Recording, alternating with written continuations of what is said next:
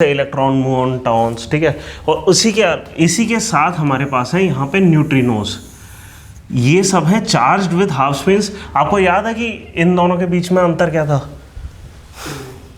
कि हमने क्या कहते हैं क्वार्क्स, ये सारे हो गए हमारे पास क्वार्क्स, ठीक है। और इनको हम फर्मियॉन्स बोल रहे थे ना, ये वाले जो थे फोर्स कैरिंग पार्टिकल्स। हाँ, अब इसमें क्या था कि इनकी स्पिन में अंतर था, है ना। ये हाफ स्पिन वाले लोग थे, ठीक है। अब ये हाफ स्पिन वाले लोग हैं, जैसे इलेक्ट्रॉन हमें पता है हाफ स्पिन होता है, ये सारे भी हाफ स्पिन वाले लोग हैं। पर अच्छी बात इनकी क्या है कि इनके पास चार्ज है, इनके पास चार्ज नहीं है।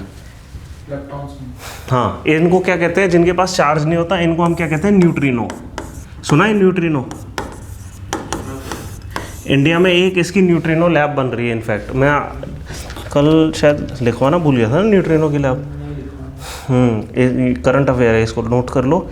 India based neutrino observatory, India based neutrino observatory INO बनाया जा रहा है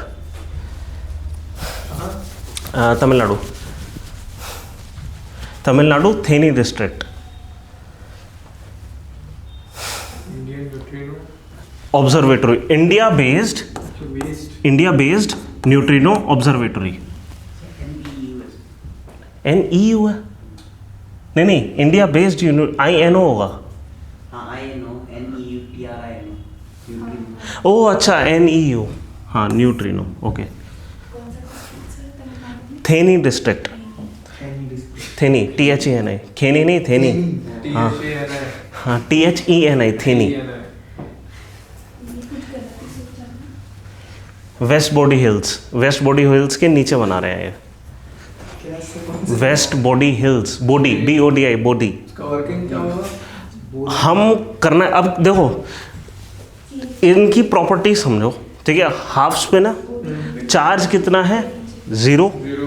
इनका मास इतना कम होता है कि लगभग हम ये मानते थे कि ये मासलेस, पहले वो क्वांटिटीज हैं जो कि मासलेस है इनमें से ऐसे, लेकिन है इनका भी मास है। जब ये मतलब रेस्ट पोजीशन में होते हैं इनका मास होता है, ठीक है।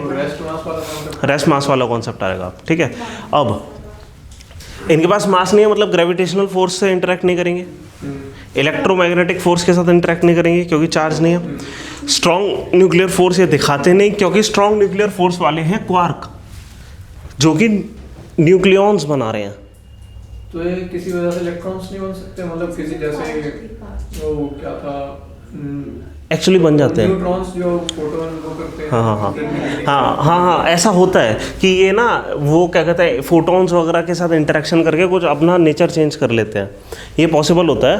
बट आप समझो ना, पर ये डिफ़िकल्ट इंटरेक्शंस हैं, ठीक है। बट आप ये सोचो कि इसको हम डिटेक्ट कैसे करें। ये ग्रेविटेशनल फोर्स से पर इंटरेक्ट नहीं कर रहा, इलेक्ट्रोमैग्नेटिक से नहीं कर रहा, स्ट्रॉन्ग न्यूक्लियर नहीं है, स्ट्रॉन्ग न्यूक्लियर के साथ ये कोई से भी नहीं करते।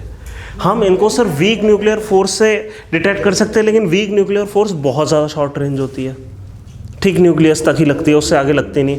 तो इनको डिटेक्ट करना बहुत मुश्किल होता है। किस चीज़ से डिटेक्ट कर सकते हैं? वीक ग्रेविटेशनल फोर्स से। बस क्यों? क्योंकि थोड़ा सा मास है, बस ज़्यादा नहीं है। तो ये मतलब न्यूट्रिनो डिटेक्शन इस पॉइंट ऑफ टाइम पे सबसे डिफिकल्ट चीज़ है साइंटिफिक एंडेवर्स में, अगर हम देखें, इसलिए। और ये सब इसमें डिफरेंस बोसोन और हिग्स बोसोन में नहीं, सिर्फ इतना है, ये सारे स्केलर्स हैं, ठीक है। स्केलर मतलब ये था ना कि इनका स्पिन जो था वैसा था, जो स्पिन है,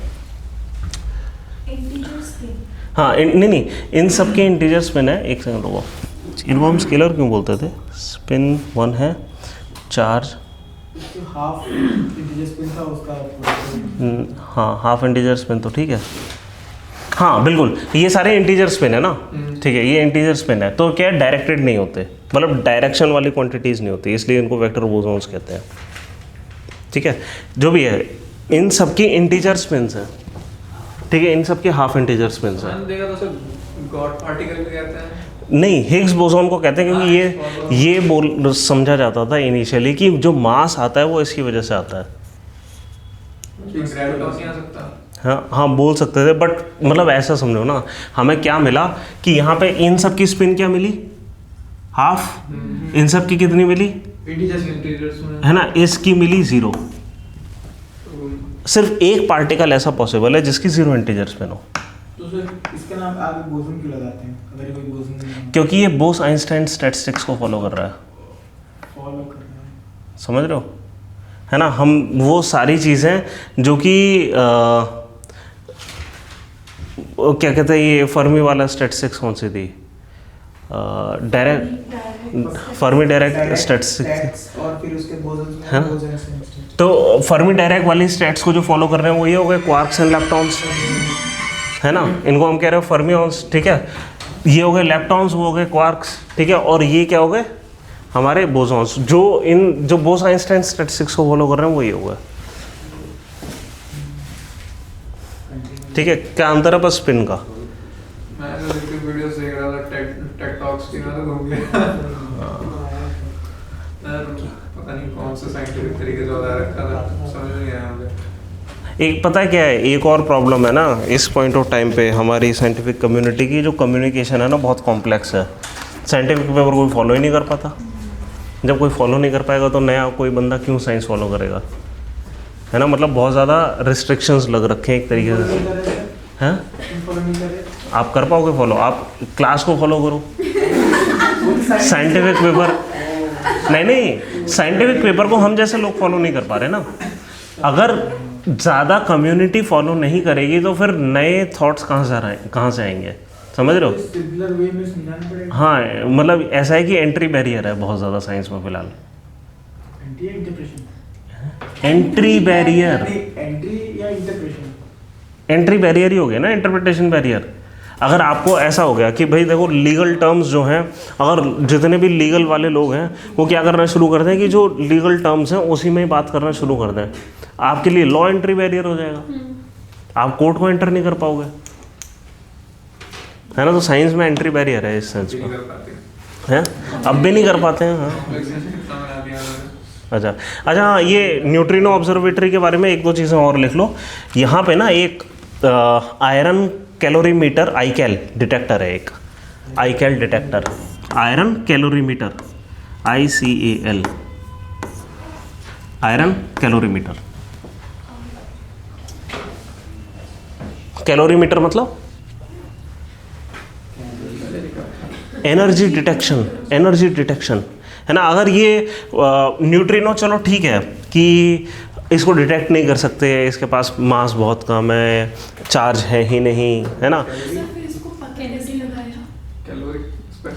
क्योंकि इसके पास थोड़ा सा मास है बस। इनिशियली ये सोचा गया था कि हमें कुछ तो रेज मिल रही हैं क्योंकि एनर्जी तो है उसके पास। एनर्जी का मतलब क्या होगा कि कोई भी चीज़ अगर किसी स्पीड के साथ चल रही है रिलेटिविस्टिक फ्रेम में तो उसके पास एनर्जी तो है, ठीक है। तो हमने एनर्जी तो डिटेक्ट करी कि यहाँ पे भी कुछ रेज है जो एनर्जी हम डिटेक्ट कर रहे हैं, ये किस फॉर्म में आ रही है, ठीक है। तो हमने कहा इसको न्यूट्रिनो बोलते हैं और ऐसा लग रहा है जैसे इसके पास मास ही नहीं है। तो इनिशियली इन्होंने सोचा इसके पास मास नहीं है, लेकिन अब हम कैसे डिटेक्ट कर पा रहे हैं कि एनर्जी के साथ साथ हमें पता लग रहा है इसका कुछ रेस्ट मास तो हम कैलकुलेट कर पा रहे हैं, ठीक है। तो एनीवे हम यहाँ इसको कह रहे हैं आयरन कैलोरीमीटर, और ये होगा क्या, ये एक जाइंट मैग्नेट होगी। It will be world's largest magnet. जो इंडिया वाली? हाँ, वर्ल्ड्स लार्जेस्ट मैग्नेट, है ना। और इसलिए ये वर्ल्ड्स लार्जेस्ट डिटेक्टर भी हो जाएगा, वर्ल्ड्स लार्जेस्ट डिटेक्टर किस चीज़ का? Of neutrinos. Of neutrino. मुझे भी अट्रैक्ट नहीं हो सकता, हाँ, तो मैग्नेट कर देता हूँ। मेरे को भी नहीं समझ आया कि ऐसा क्यों कर रहे हैं, बट ये कैलोरीमीटर है ना। कैलोरीमीटर मतलब एनर्जी डिटेक्ट कर रहा है किसी तरीके से। एनर्जी में भी रेडिएट हो। हाँ, हो सकता है फोटॉन्स के साथ इंटरेक्शन हो रहा हो, कुछ हो रहा हो। मतलब मैं श्योर नहीं हूँ ऐसा क्या, मतलब न्यूट्रिनो किस तरीके से चल रहे हैं और हम डिटेक्ट कैसे कर रहे हैं, ये मैं श्योर नहीं हूँ। न्यूट्रिनो का यूज़ हो सकता है इसमें, न्यूट्रिनोस का यूज़। मतलब ये एक अच्छी एक्सरसाइज होगी अगर मैं, यार सुबह मेमोरी कार्ड ही घूम गया मेरा। आईकैल नहीं, हमें क्या सर्च करना है कि how are neutrino detected.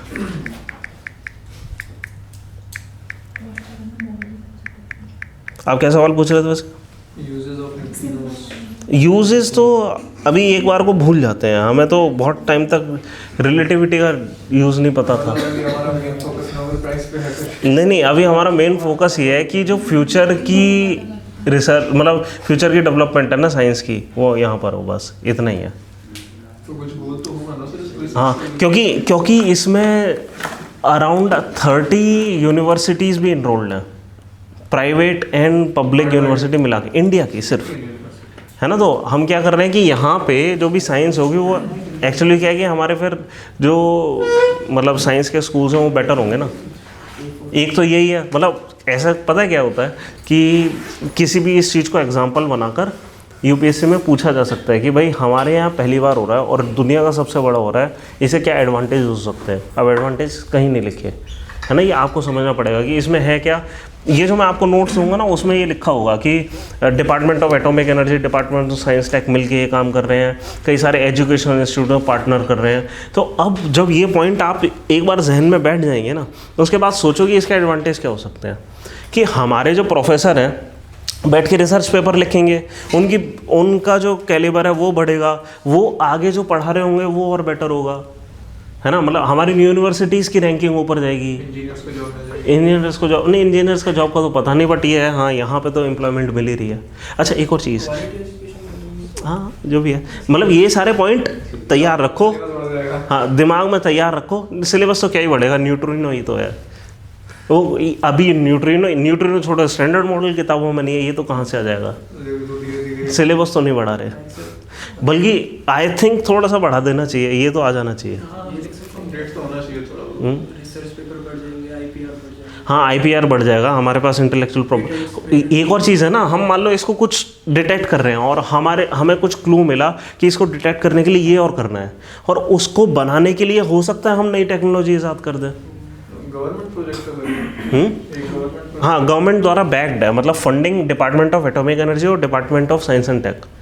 Under किसका आते हैं सर? ये एक तो department of science and tech, ministry of science and tech के अंदर आता है, और I think ministry of atomic energy नहीं, department atomic energy independent department है, आई थिंक सो, मैं श्योर नहीं हूँ, एक बार चेक कर लें। हाँ मतलब मिनिस्ट्री के अंदर नहीं है, पीएमओ के अंदर डायरेक्ट है, डिपार्टमेंट ऑफ एटॉमिक एनर्जी।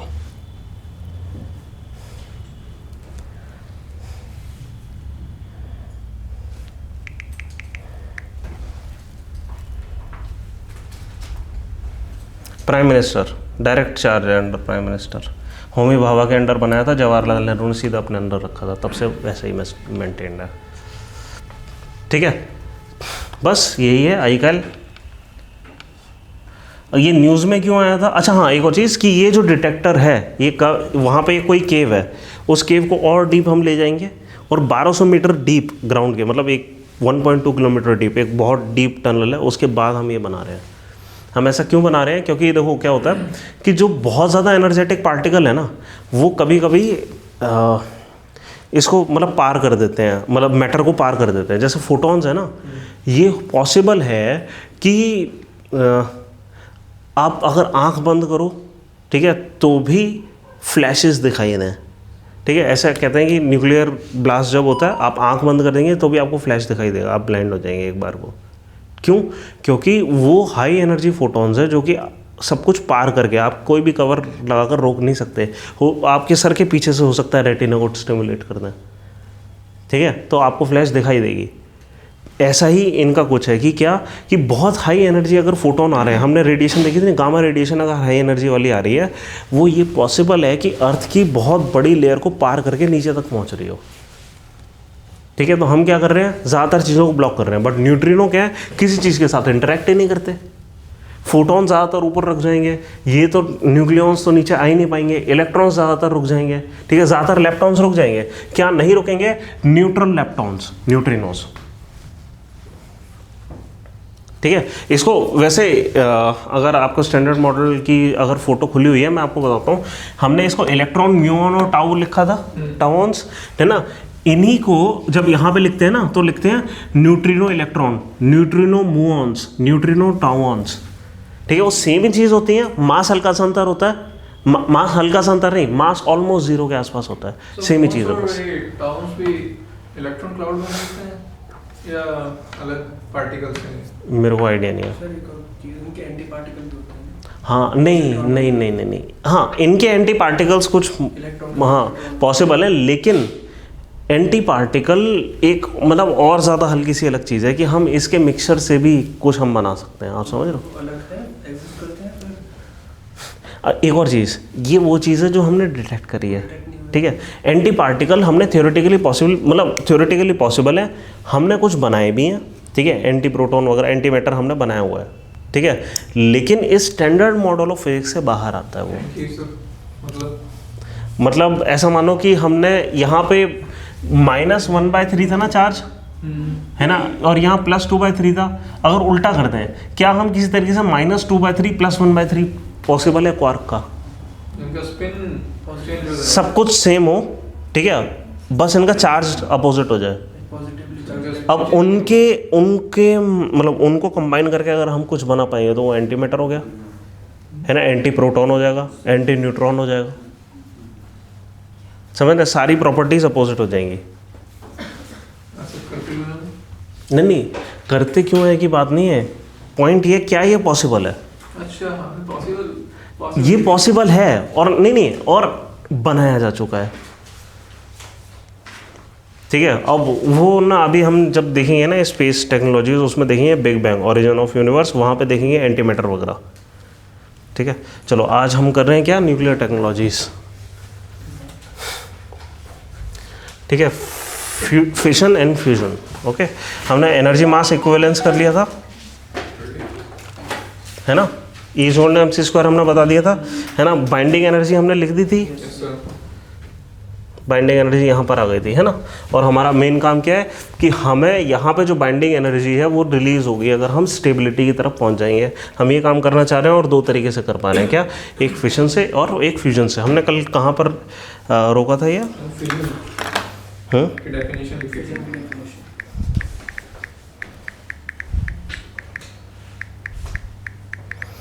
अच्छा खाली डेफिनेशन लिखी थी। अब ऐसा करो कि 3-4 टाइप के हम रिएक्टर्स लिखेंगे। एक तो यूरेनियम के रिएक्टर्स लिखो, यूरेनियम,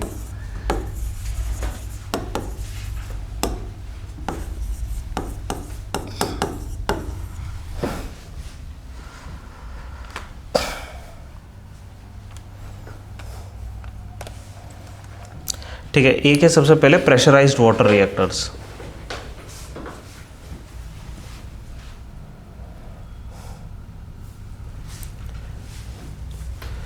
प्रेशराइज्ड वाटर रिएक्टर, एक वाटर एक pressurised heavy water reactor, PHWR, heavy water माने ड्यूटेरियम, है ना।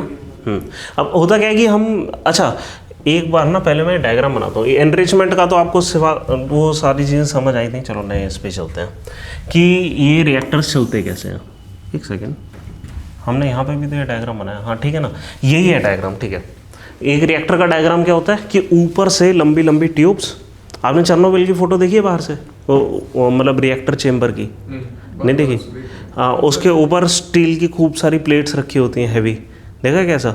एक बार चेरनोबिल रिएक्टर फ्रॉम टॉप ऐसे करके कुछ डालो, आपको बढ़िया से इमेज मिलेगी, है जी। पूरे में पानी भरा रहता है, हाँ, और कुछ लाइंस आती हैं ऐसे यूरेनियम मतलब स्प्लिट होता है। ना वो नहीं, इस पे डालूं क्या मैं, इसमें इंटरनेट चल रहा होगा आई थिंक।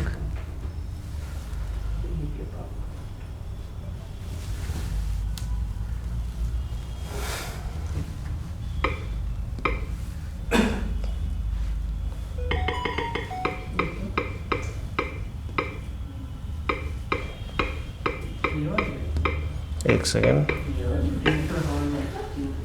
हाँ ये चीज़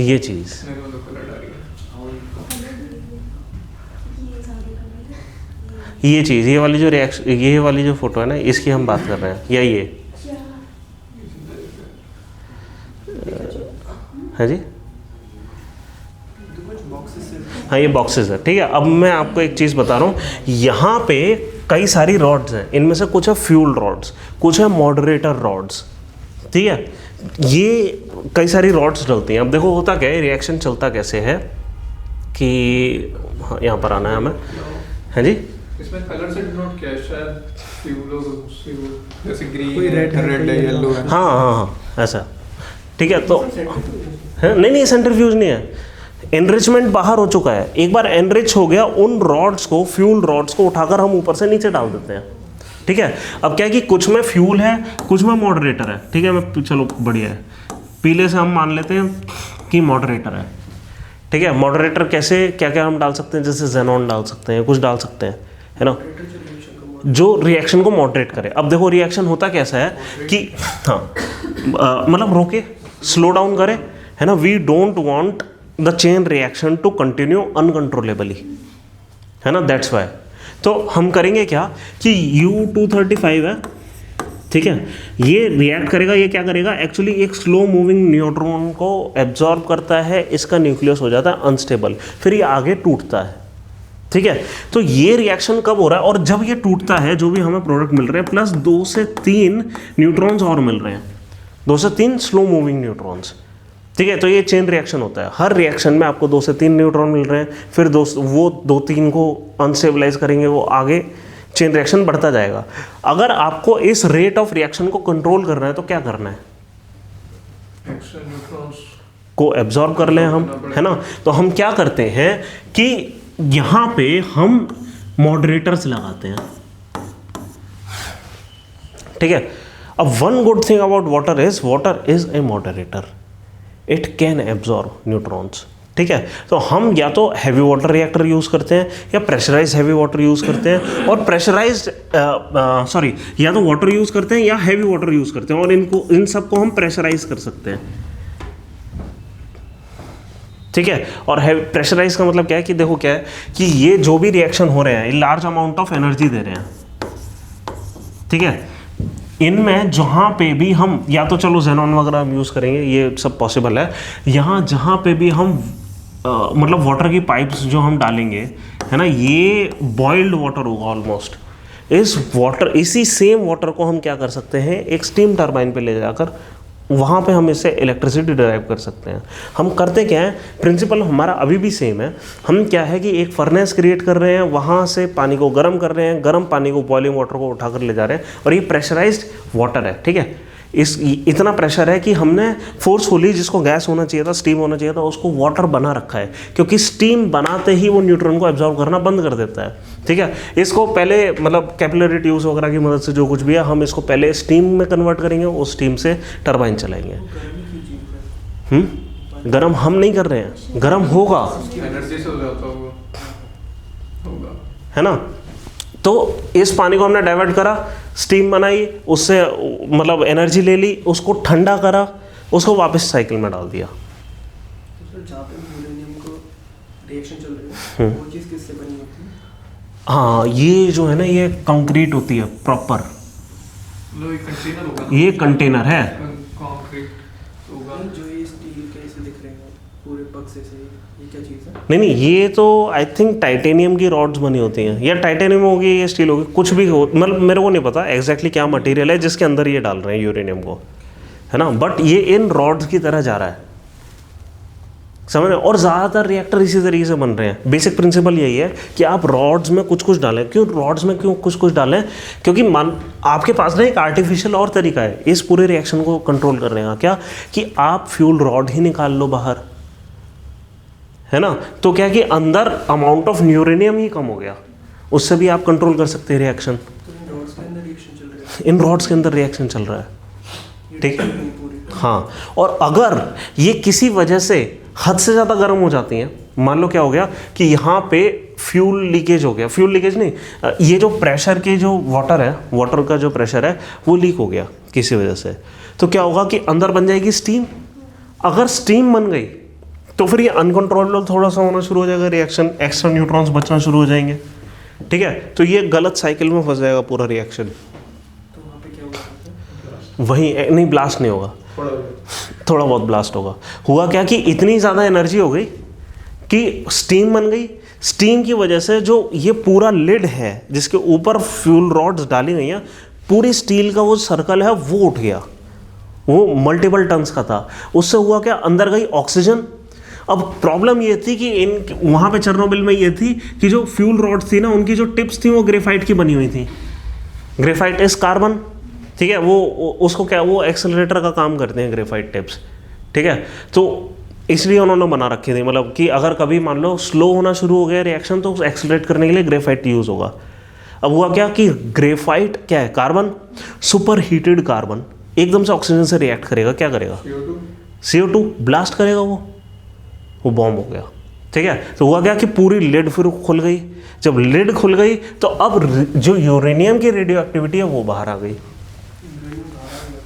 हाँ, तो क्या हुआ कि अंदर का जो मटेरियल है वो बाहर आना शुरू हो गया। और एक और चीज़, अंदर जो यूरेनियम पहले से पड़ा हुआ था उसने और ज़्यादा तेज़ी से रिएक्ट करना शुरू कर दिया, क्योंकि अब सारा मॉडरेटर ख़त्म हो गया, सारा पानी उड़ गया, जो कुछ हुआ सब उड़ गया। अब उसने क्या करा कि इन सारी चीज़ को, यहाँ पे जो कंक्रीट थी ना उस तक को गलाना शुरू कर दिया। इतना ज़्यादा मतलब हीटेड हो गया। और हुआ क्या कि इसने इस सारी चीज़ को गलाकर ये नीचे ग्राउंड वाटर में जाना शुरू कर दिया। ठीक है, फिर वहाँ के मतलब कोल मिनिस्टर वगैरह थे रशिया के, उन्होंने क्या करा, फिर वहाँ से केव खुदाई करी और नीचे से पूरे को कंक्रीट करा। फिर इनका उस मतलब आपने ये चेर्नोबिल वाला रिएक्टर देखा, इसमें वो गोल वो नहीं है चेम्बर, वो गोल चेम्बर क्या होता है पता है, मतलब आपने हर जगह देखा होगा, वो न्यूक्लियर पावर प्लांट से उसका कोई लेना देना नहीं है।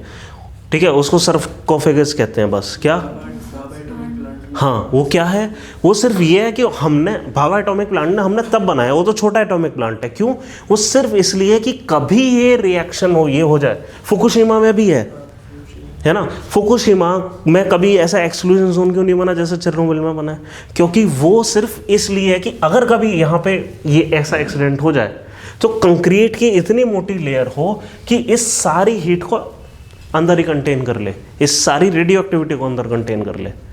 हम वो जो बनाते हैं ना, हम सर्कुलर क्यों बनाते हैं, वो सबसे स्टेबल शेप है, बस इसलिए बनाते हैं। डोमिकल क्यों बनाते हैं, हाँ, पिलर्स नहीं चाहिए, प्रेशर ज़्यादा झेल पाता है, हाँ, प्रेशर ज़्यादा झेल पाता है, चारों तरफ से डिस्ट्रीब्यूटेड होता है प्रेशर। पॉइंटेड एज हमेशा टूटते हैं, तेज सर्कुलर एज को तोड़ने का कोई तरीका नहीं है।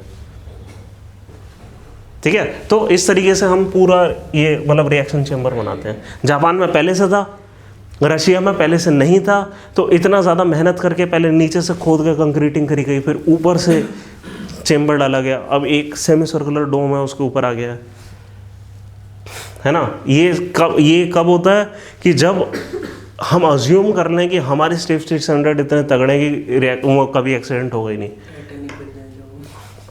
फुकुशिमा है, जापान जैसे सेफ्टी स्टैंडर्ड पूरी दुनिया में कहीं नहीं है। अब आ गई सुनामी, कंट्रोल ही नहीं कर पाए, अंदर पानी भर गया। हुआ क्या, हमें चाहिए कि यहाँ से पानी लगातार जाता रहे, ठीक है, क्योंकि अगर पानी जाना बंद हो गया तो स्टीम बनेगी। ठीक है, अब प्रॉब्लम क्या हो गई कि जैसे ही, अब इसके लिए क्या होता है कि हम जनरली क्या करते हैं, यहीं से बिजली मिल रही होती है, उससे हम मोटर चलाकर इसके अंदर पानी डालते रहते हैं। ठीक है, लगातार कूल करते रहने के लिए। अगर रिएक्शन बंद भी करना है ना हमें, एक ही तरीका है, पानी फिर भी डालते रहो, बस पानी डालते रहो अपने आप, कोई दिक्कत ही नहीं है। आप नहीं, बंद तो कभी नहीं होगा। रेडियो एक्टिविटी को आप रोक कैसे सकते हो, वो तो अंदर से हो रही है। हम खाली ये कर सकते हैं कि हम इसके जो न्यूट्रॉन है उसको एब्जॉर्ब करते रहें और प्लस इसको ठंडा रखें। चलते रहेंगे, नहीं, हम बस उसके फ्यूल को एनरिच करते रहेंगे दोबारा। कि अब लग रहा है कि रिएक्शन धीरे धीरे नीचे जा रहा है, हमें लग रहा है ये वाली जो रॉड है हमने तब डाली थी, अब ये इतनी एक्सपेंड होगी, इसको स्पेंट फ्यूल रॉड कहते हैं बाय द वे। इसको हम निकालेंगे, एक नई रॉड डालेंगे, इसको ठंडा करने के लिए एक पूल के अंदर रख देंगे, पानी के पूल के अंदर। ठीक है, और फिर जब ये ठंडी हो जाएगी 8-10 साल बाद, इसको एक बक्से में डाल के अंडरग्राउंड किसी सॉल्ट माइन में डाल कर आ जाएंगे। हमें कोई तरीका ही नहीं है इसकी रेडियो एक्टिविटी को हम रोक पाएँ। न्यूक्लियर वेस्ट कहते हैं इस चीज़ को। ठीक है, तो मैं क्या बता रहा था, फुकुशिमा में क्या हुआ कि अब गर्म पानी यहाँ से जाना बंद हो गया। कैसे, क्योंकि ये हमने रिएक्शन रोक दी। ज़्यादा टाइम तो यही होता है। तो फिर क्या होता है, हर पावर प्लांट में बैकअप डीजल जनरेटर्स होते हैं कि अगर ये बंद हो गया, यहाँ से एनर्जी नहीं मिल रही है, हम क्या करें, बैकअप डीजल जनरेटर चलाएं और उससे ये करना शुरू कर दें। अब प्रॉब्लम क्या हो गई, वहाँ पे एग्जैक्टली वही हो गया जो राजेंद्र नगर में हुआ कि वो सारे जनरेटर बेसमेंट के अंदर रखे थे। सुनामी का पानी अंदर आया और वो जनरेटर चलना बंद हो गए, जिसकी वजह से यहाँ से पानी जाना बंद हो गया। ठीक है, और जैसे ही पानी जाना बंद हुआ, ये ओवरहीट हो गया और कोरियम बनना शुरू हो गया। इसको कहते हैं कोरियम। जब ये कंक्रीट के साथ रिएक्ट करके एक इस टाइप का एलॉय बना दे। एलॉय क्या मतलब, एलॉय तो इसको क्या बोलेंगे कि एमएलगम बना दे कि कंक्रीट तक को वो मिक्स कर ले अपने अंदर। हाँ, ये रेडियो एक्टिव मतलब एक कंपाउंड टाइप, मतलब कुछ ऐसा सब्सटेंस बन जाएगा मेल्टेड। ठीक है, इस चीज़ को हम क्या कहते हैं, कोरियम। एलिफेंट फुट सुना है? नहीं नहीं नहीं नहीं नहीं, elephant foot, uranium elephant foot check करो।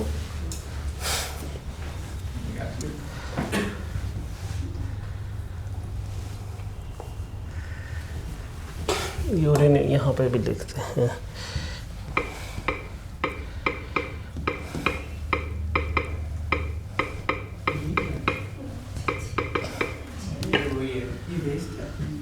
हैं एलिफेंट्स फुट, चेर्नोबिल। ये है कोरियम, जिस चीज़ की मैं बात कर रहा हूँ।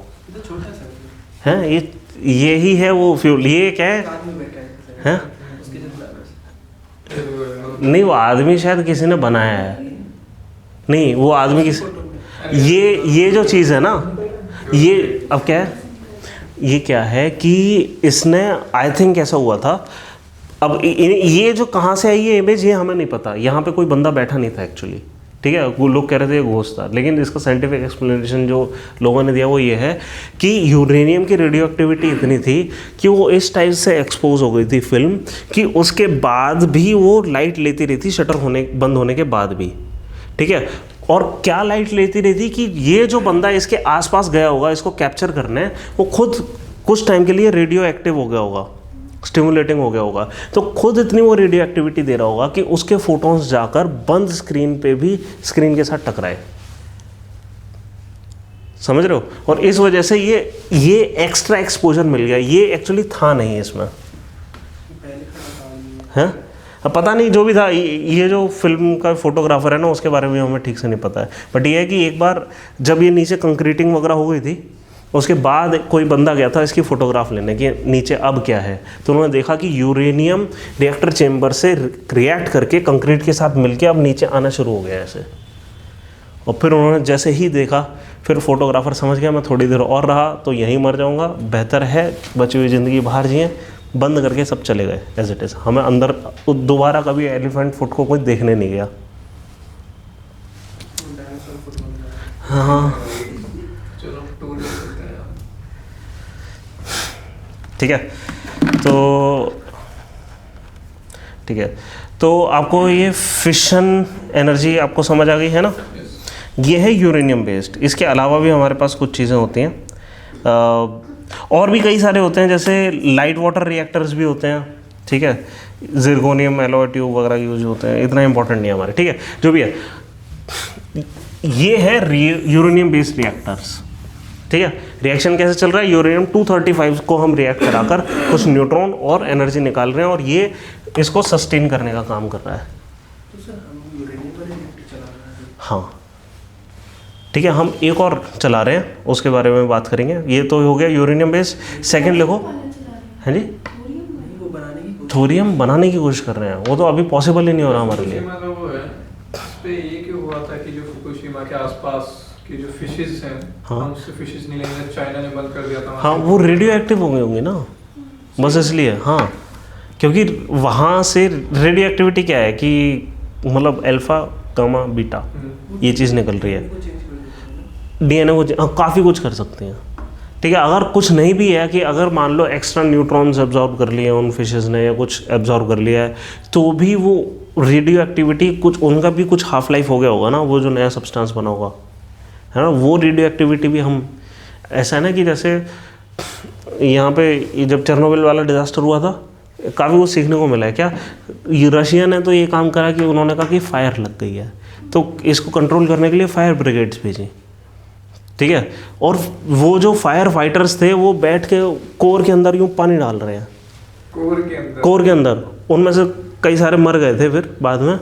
ठीक है, बट फिर जब ये समझ आया कि साइंटिस्ट ने बोला भाई ये नॉर्मल तुम्हारा कोल पावर प्लांट की फायर नहीं है जिसको तुम ऐसे बुझा रहे हो, फिर उनको एकदम से हटाया गया। उन्होंने कहा अब इससे सब दूर हो जाओ। वो हॉस्पिटल में गए, उन्होंने जो कपड़े उतारे थे ना, सेफ्टी इक्विपमेंट, अभी जब उसके पास जाते हैं ना, वो अभी रेडियो एक्टिविटी छोड़ रहा है आज भी, वो कपड़े। तो वो कहाँ रखे हुए? उस हॉस्पिटल के बेसमेंट में। वो लोग तो उनमें से कई लोग जिंदा बच गए थे, कई लोग मतलब 4-5 साल के अंदर ही मर गए थे, ऐसा था। कैंसर हो जाता है इससे? मतलब अलग अलग, मतलब कुछ लोग उसी समय मर गए थे, इतनी रेडियो एक्टिविटी की डोज हो गई थी कि स्किन धीरे धीरे रैश हो गई थी और वो सब, है ना। पर कुछ लोगों ने मतलब थोड़ी सेफर डोज ली थी, वो उनकी बस लाइफ टाइम कम हो गई।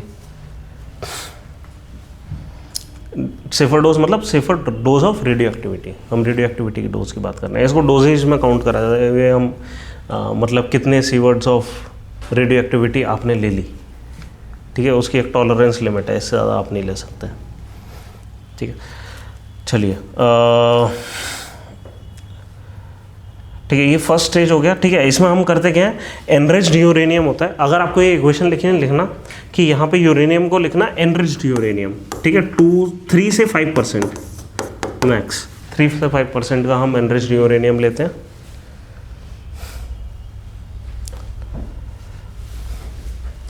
इससे हमें मिलता है प्लूटोनियम 239 प्लस डिप्लीटेड यूरेनियम 238।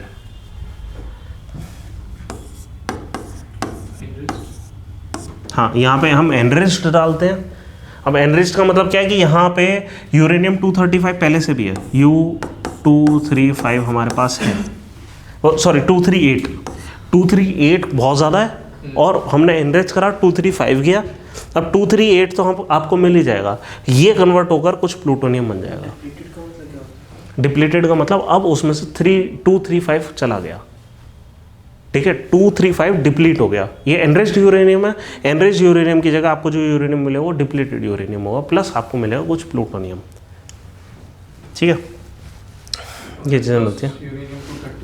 हाँ, प्लस डिप्लीटेड यूरेनियम में ना खाली 238 नहीं होता, 233 भी होता है वैसे। हाँ, बट किसी वजह से ऐसा हो रहा है कि 235 रेडियो एक्टिविटी ज़्यादा दे रहा, 233 नहीं दे रहा, 238 नहीं दे रहा, ठीक है। वो कुछ है, बाइंडिंग एनर्जी को समझना इतना आसान नहीं होता है, ठीक है, कि यहाँ पे भी ये ऐसी लाइन नहीं होती, यहाँ पे भी जिगजैग कुछ होता है।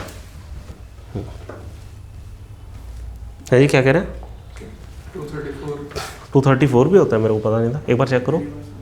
हैं ऐसा एक ना वो गूगल पे डालो कि यूरेनियम वेराइटीज़ एंड परसेंटेज, उसमें आपको पता लग जाएगा क्या होता है। ज़्यादा 238 होता है वैसे हमारे पास। हाँ जी, सबसे ज़्यादा है कजाकिस्तान में, रशिया में बहुत सारी माइंस हैं, यूएस में भी बहुत सारी माइंस हैं, इंडिया में कम है। हमने जो भी हाँ 234 है, 238 सबसे ज़्यादा है ना, क्या लिखा हो 99% है ना। फिर उसके बाद कौन सा है?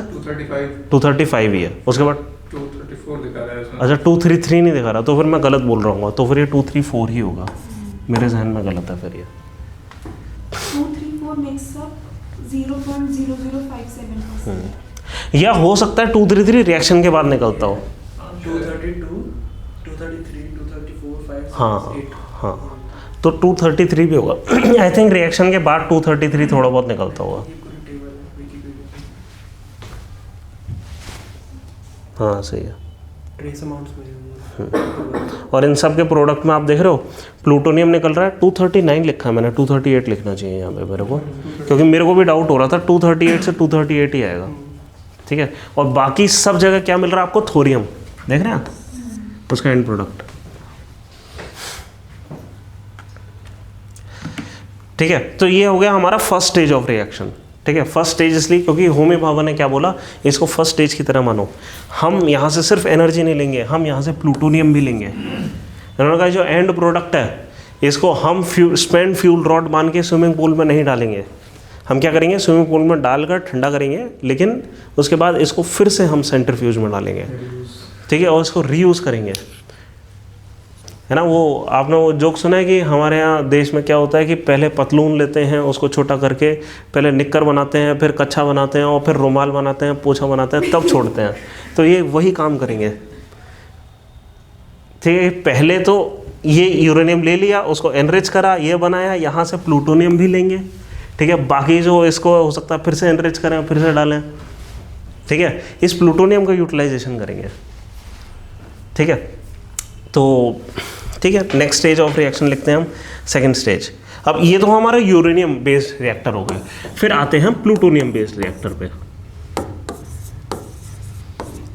इंटरेस्टिंगली जितने भी रेडियोएक्टिव सब्सटेंसेस होते हैं ना, उन सब के लिए एक स्पेशलाइज रिएक्टर डिज़ाइन करा जा सकता है।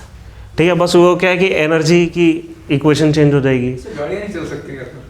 नहीं, हम ज़्यादा ये कर सकते हैं कि स्मॉल रिएक्टर्स बना सकते हैं। ट्रक्स में भी, हैवी व्हीकल्स नहीं, मतलब हम रेलगाड़ी छोड़ दो, हम पता है मैक्सिमम क्या चला पा रहे हैं, कौन सा व्हीकल? शिप। बताओ कौन सी? Nuclear submarine. Yes, INS Arihant है, न्यूक्लियर सबमरीन है ना। हम मैक्सिमम क्या चला पा रहे हैं? शिप्स। अच्छा, वो न्यूक्लियर एनर्जी से चलती है? यस, उसमें छोटा रिएक्टर है। मेरे को लगा वो है हम फ्यूल रॉड्स को यूज़ कर रहे हैं। नहीं, ब्रह्मोस डाल रखी है, वो न्यूक्लियर वेपनाइज्ड भी है और न्यूक्लियर पावर्ड भी है। ठीक है, तो हमने क्या करा है कि इसलिए जैसे ही वो INS अरिहंत आई थी ना, तो चाइना ने कहा था, वहाँ से एक स्टेटमेंट आई थी उनका, वो कौन सा न्यूज़पेपर है? Global times. नहीं, कोई डेली है ना, समथिंग पता नहीं क्या, डाउन टू अर्थ नहीं है, साउथ चाइना मॉर्निंग पोस्ट पर होगा, हाँ, नहीं वो नहीं वो तो यूट्यूब चैनल है। ठीक है, तो उनका उसमें मतलब उनका माउथ पीस है एक, है ना, मैं नाम भूल गया उसका, उसमें एक लेख आया था कि theoretically now India has infinite reach into the ocean. कि मतलब क्यों? क्योंकि इस टाइप, अगर इस चीज़ को हमने सबमरीन में डाल दिया, सबमरीन कैसे डिटेक्ट होती है? लास्ट टाइम वो कब ऊपर आई थी वो डिटेक्ट हो जाता है, उसके बाद वो सर्कल्स बनाते हैं कहाँ तक चली गई होगी। पीपल्स डेली उसमें आया था कि अब क्या कि सबमरीन को आप डिटेक्ट नहीं कर सकते किधर जा रहे हैं, या तो आप लगातार उसके ऊपर सोनार मारते रहें तो आप कुछ डिटेक्ट कर पाओगे। ठीक है, वरना वो एक बार आउट ऑफ ट्रेस चली गई, एक बार उसने डीप डाइव कर ली, ठीक है, एक बार सोनार के सिग्नल्स बहुत ज़्यादा फेंट हो गए, आपको आइडिया नहीं लगा कहाँ चले गए, और वो चली गई कहीं, फिर आप नहीं डिटेक्ट कर सकते। और चाइना ने ये कहा था, अब थ्योरेटिकली हमें पता नहीं कि इंडिया की रीच कहाँ तक है, हो सकता है हम हमेशा एक सबमरीन चाइना के कोस्ट के नीचे रखें। ठीक है, इनको कब बाहर आना होगा? सिर्फ खाना रिप्लेनिश करना है, फ्यूल की तो कोई ज़रूरत ही नहीं है, कोल बेस्ड तो है नहीं है, कोल बेस्ड भी होते हैं हमारी, डीजल बेस्ड भी होती है सबमरीन, सबसे पहले कोल बेस्ड ही आई थी, फिर हमने डीजल बेस्ड बनाई, अभी है। और पता अभी लेटेस्ट सबमरीन्स की टेक्नोलॉजी कैसी है? हम इलेक्ट्रिक सबमरीन बनाने की कोशिश कर रहे हैं। क्यों? क्योंकि नॉर्वे की कुछ सबमरीन्स ऐसी थी, मतलब ये एक्सरसाइज होती है ना, ये नेवल एक्सरसाइजेज वगैरह, उसमें इस सबमरीन ने, नॉर्वे की सबमरीन ने US के हैवीएस्ट ऑफ सबमरीन जो शिप्स थी उनको टारगेट कर लिया, लॉक कर लिया अपनी मिसाइल। ठीक है ना, वहाँ पे ये जो चैलेंज होता है ना, वो यही होता है कि आप क्या लॉक कर पा रहे हो अपनी मिसाइल। अगर लॉक कर पा रहे हो फिर तो वो चली जाएगी। कैसे कर लिया?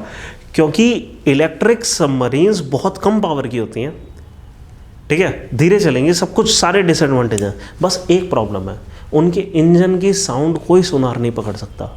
ई रिक्शा देखें, आवाज़ ही नहीं करते, वो सबमरीन की दुनिया के ई रिक्शा हैं, कहीं पहुंच जाते हैं वो, नहीं पीछे नहीं, नीचे आकर खड़े हो जाते हैं। अभी जो यूज़ करें वो डीजल इलेक्ट्रिक है। हम डीजल इलेक्ट्रिक यूज़ कर रहे हैं, ठीक है, वो जो हमने इनके फ्रांस वगैरह की मदद से हमने करा है, ठीक है, SSBN। और इंडिया जो बना रहा है, इंडिया को कोई न्यूक्लियर नहीं दे रहा था, हमने खुद बनाई है। INS अरिहंत प्योरली हमारा प्रोडक्ट है। हाँ, एक्चुअली वो कोची शिपयार्ड वगैरह इन सब ने मिलाकर, ठीक है, तो इन्होंने मिलके बनाया। कोची शिपयार्ड एक मतलब मजबूत कंपनी है और डिफेंस के बहुत सारी चीज़ें बनाती है। प्राइवेट है? हाँ, प्राइवेट नहीं सरकारी है। अडानी डिफेंस। हाँ, वो अब नई कंपनी आई है, उन्होंने कहा कि भाई अगर डिफेंस में सरकार कर रही है खर्चा तो हम भी कुछ लेते हैं। टाटा डिफेंस। हम क्या कर रहे हैं, यहाँ पे आ रहे थे। ठीक है, नेक्स्ट लिखते हैं प्लूटोनियम बेस्ड रिएक्टर। हाँ, अब ये स्टेज सेकंड किसने बोला है? ये भाभा ने बोला है। इसको स्टेज सेकंड हम इसलिए बोल रहे हैं, होमी भाभा इसको स्टेज सेकंड बोल के चले गए कि उसका जो प्रोडक्ट है उसको हम यूज़ करेंगे। ठीक है, तो इसको हम कहते हैं, जनरली जो प्लूटोनियम के रिएक्टर्स होते हैं ना, उसको हम बोलते हैं fast breeder reactors. Plutonium based reactors को हम कहते हैं फास्ट ब्रीडर।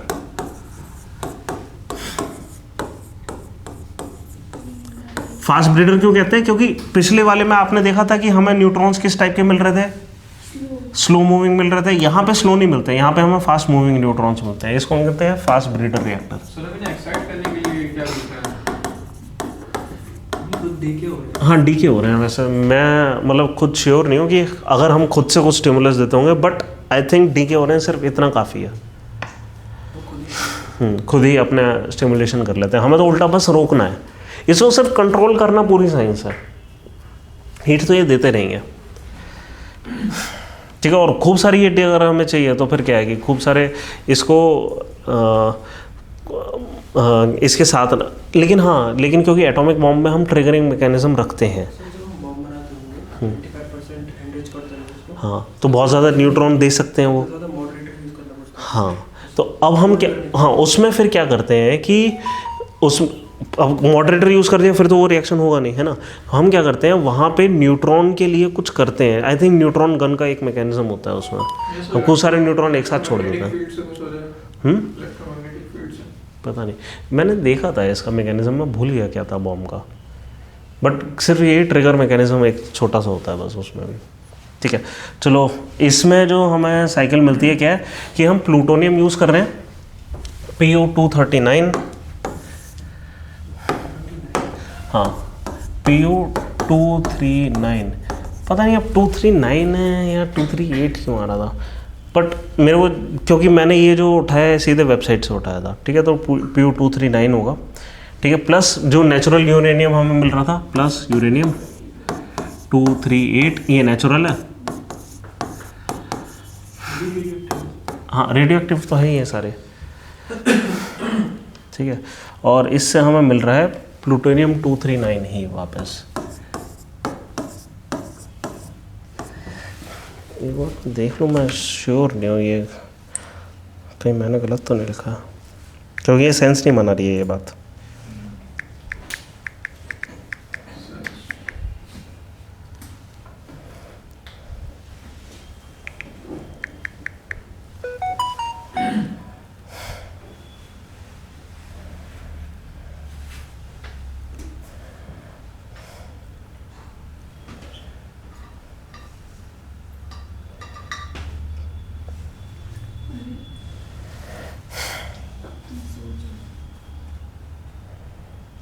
हाँ 239 बन रहा है, पता नहीं क्यों बन रहा है, कैसे बन रहा है, मेरे को बिल्कुल आइडिया नहीं।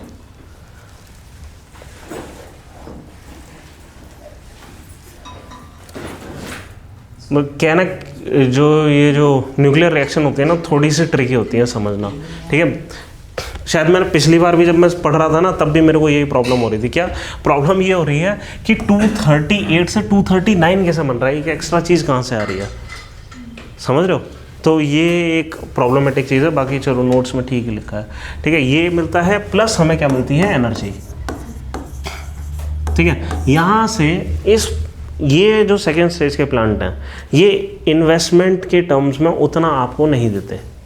क्यों नहीं देते? क्योंकि आपको यहाँ पे मिल क्या रहा है, कुल मिलाकर सिर्फ हम, और देखिए ठीक है कि इसको ना हम ये साइकिल में ये चलाते रहते हैं बस काफ़ी टाइम तक। एक बार आपने जो स्पेंट फ्यूल था उसको उठाया, उसमें डाला, प्लस थोड़ा सा और प्लूटोनियम डाल दिया, ठीक है। अब हुआ क्या, ये इसकी सीडिंग हो गई, अब आपको एनर्जी मिलती रहेगी, वो रेडियो एक्टिविटी जाती रहेगी, बस आपको क्या चाहिए, राइट अमाउंट ऑफ प्लूटोनियम चाहिए, ये चीज़ बस चलती रहेगी और आपको एनर्जी मिलती रहेगी। आपको करना क्या है, अंदर स्पेंट फ्यूल बस डालना है आगे, और प्लूटोनियम जिस रॉड में बन गया उसको निकाल देना है, फिर उसकी जगह नया स्पेंट फ्यूल डाल देना है जो फर्स्ट स्टेज से हमें मिला है।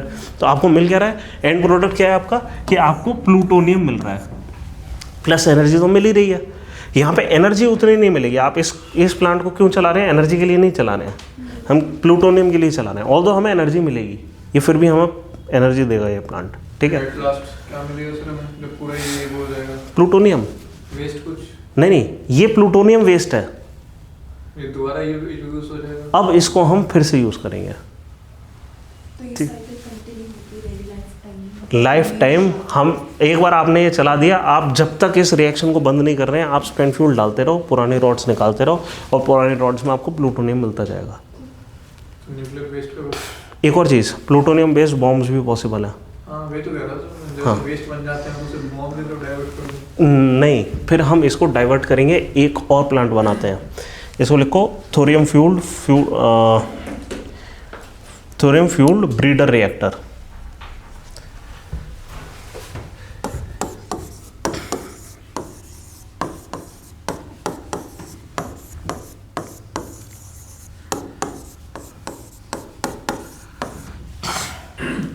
जनरली हम ब्रीडर रिएक्टर पता है किसको कहते हैं, जो कि मतलब इस टाइप की चीज़ हो ना कि बार बार आपको वही प्रोडक्ट मिल रहा हो, उसको हम ब्रीडर रिएक्टर बोलेंगे।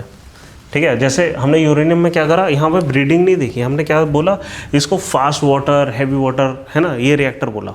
हम क्या कह रहे हैं, हम इनको क्या कह रहे हैं, ये फास्ट ब्रीडर रिएक्टर है। क्यों, यहाँ पे फास्ट ब्रीडिंग हो रही है। पानी की जरूरत नहीं है। आई थिंक पानी की ज़रूरत होती है फिर भी, क्योंकि आपको फिर भी स्टीम तो जनरेट कर रही है ना। But water is not used as a moderator. Uranium based plant की सबसे बड़ी प्रॉब्लम पता है क्या है, ओवर हीट हो गया और किसी तरीके से प्रेशर ख़त्म हो गया, सबसे पहले वो क्या होगा, प्रॉब्लम ये कि पानी ख़त्म हो जाएगा उसका और वो ख़राब हो सकते हैं रिएक्टर। ये अच्छी बात है, ये सेफ है। पानी, water is not being used as a moderator, it is only being used कि ये यहाँ से जो एनर्जी निकल रही है उसको उठाकर किसी स्टीम के प्लांट पर ले जाए। आई थिंक इसको मॉडरेशन की ज़रूरत नहीं है। एक बार मैं चेक करूँ प्लूटोनियम, एक सेकंड, एडवांटेज क्या है, यूटिलाइज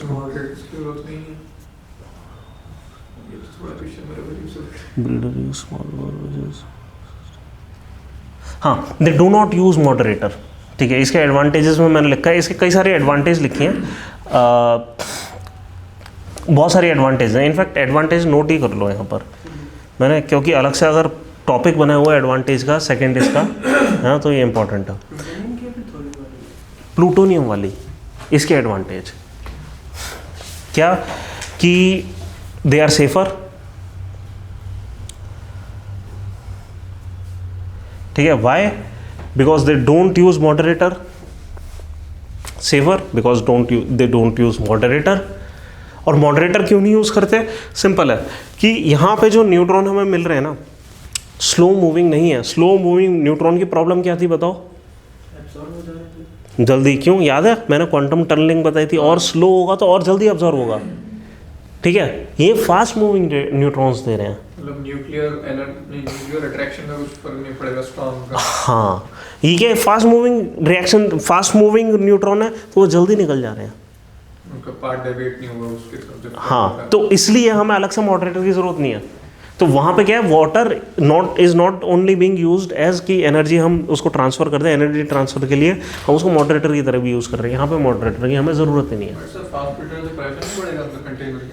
नहीं, फास्ट का मतलब सिर्फ फास्ट मूविंग न्यूट्रॉन, बस।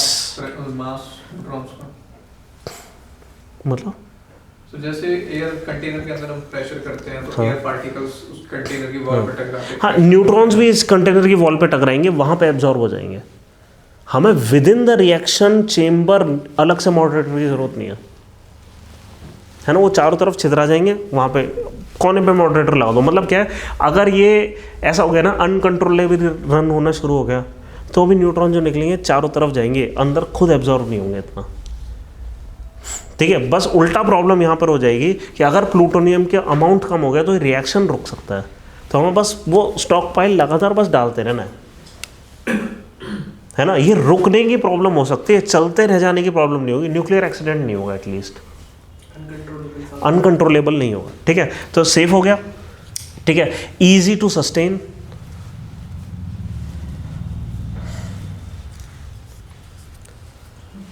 ज़्यादातर कौन सी चीज़ मिलती है, प्लूटोनियम।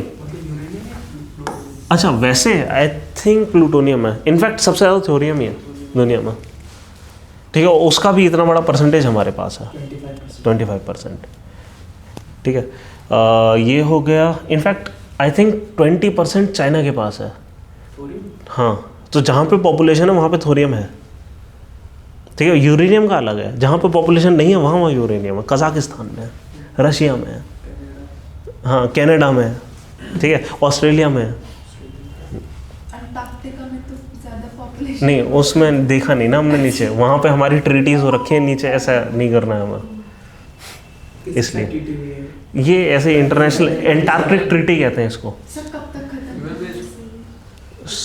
पता नहीं, शायद 100 साल की थी, मैं श्योर नहीं हूँ। हाँ, उनके पीछे ना स्लैश लगा के उनसे वो काम करवाते हैं। ठीक है। अच्छा हाँ, क्या था, इजी टू सस्टेन है, क्यों? Because the end product is plutonium, है ना, which again goes in to chain reaction, because and product is plutonium. The end product is plutonium, plutonium 239। फिर लोअर इन्वेस्टमेंट, क्यों? Because they use a smaller core. Smaller core क्यों? क्योंकि आपको moderator की ज़रूरत ही नहीं है, आपको सिर्फ और सिर्फ फ्लूइड रॉड डालने हैं कोर के अंदर, मॉडरेटर्स डालने नहीं, नंबर ऑफ रॉड्स कम हो जाएंगी, स्मॉल कोर चाहिए हमें, bore. स्मॉल कोर, कोर जिसके अंदर रिएक्शन चल रहा है, इसको रिएक्टर कोर कहते हैं ना। तो इंडिया में कोई प्राइवेट प्लेयर इंपोर्ट नहीं करा सकता इसे? नहीं, इसके लिए अभी हम बताएंगे कि इसमें ना इंडिया क्या करना चाह रहा है बहुत टाइम से, ये हमारी लॉन्ग टर्म स्ट्रेटेजी है। हम क्या चाह रहे हैं, देखो वैसे ही कि ये क्या स्पेंट फ्यूल है फर्स्ट स्टेज का, दुनिया भर को प्रॉब्लम हो रही है अपना स्पेंट फ्यूल सोर्ट करने में, ठीक है, जैसे फुकुशिमा वगैरह हो गया, वो तो सारे प्लांट ही बंद कर दिए उन्होंने जापान ने, अब न्यूक्लियर प्लांट ही नहीं चलते वहाँ पे, अब उनके पास क्या पड़ा है, न्यूक्लियर वेस्ट। हम क्या कर सकते हैं, इन कंट्रीज़ पे जा सकते हैं कि ये आपका वेस्ट है, इसको सॉल्ट माइन में डालना पड़ रहा है, ठीक है, मिलियंस ऑफ ईयर के लिए अंदर दबा कर रखना पड़ेगा, कोई बात नहीं, आप ये हमें दे दो सस्ते में। हम न्यूक्लियर वेस्ट के इम्पोर्टर बन सकते हैं और उठाकर ये प्लांट डाल दें हर जगह, ठीक है। अब प्रॉब्लम क्या थी, ये हमें दे नहीं रहे थे, तो हमने क्या करा, हम खुद अपने फर्स्ट स्टेज के प्लांट सब बना रहे हैं, कोडनकुलम में बना दिया ये सब, है ना, फर्स्ट स्टेज के हम धड़ल्ले से बना रहे हैं, फ्रांस के साथ बना रहे हैं, रशिया के साथ बना रहे हैं, कनाडा के साथ बना रहे हैं। कौन सा सर? नरोरा जो बुलंदशहर में आसपास है। नरोरा एक बार देख लेते हैं, मेरे पास एक लिस्ट है। हाँ भाई,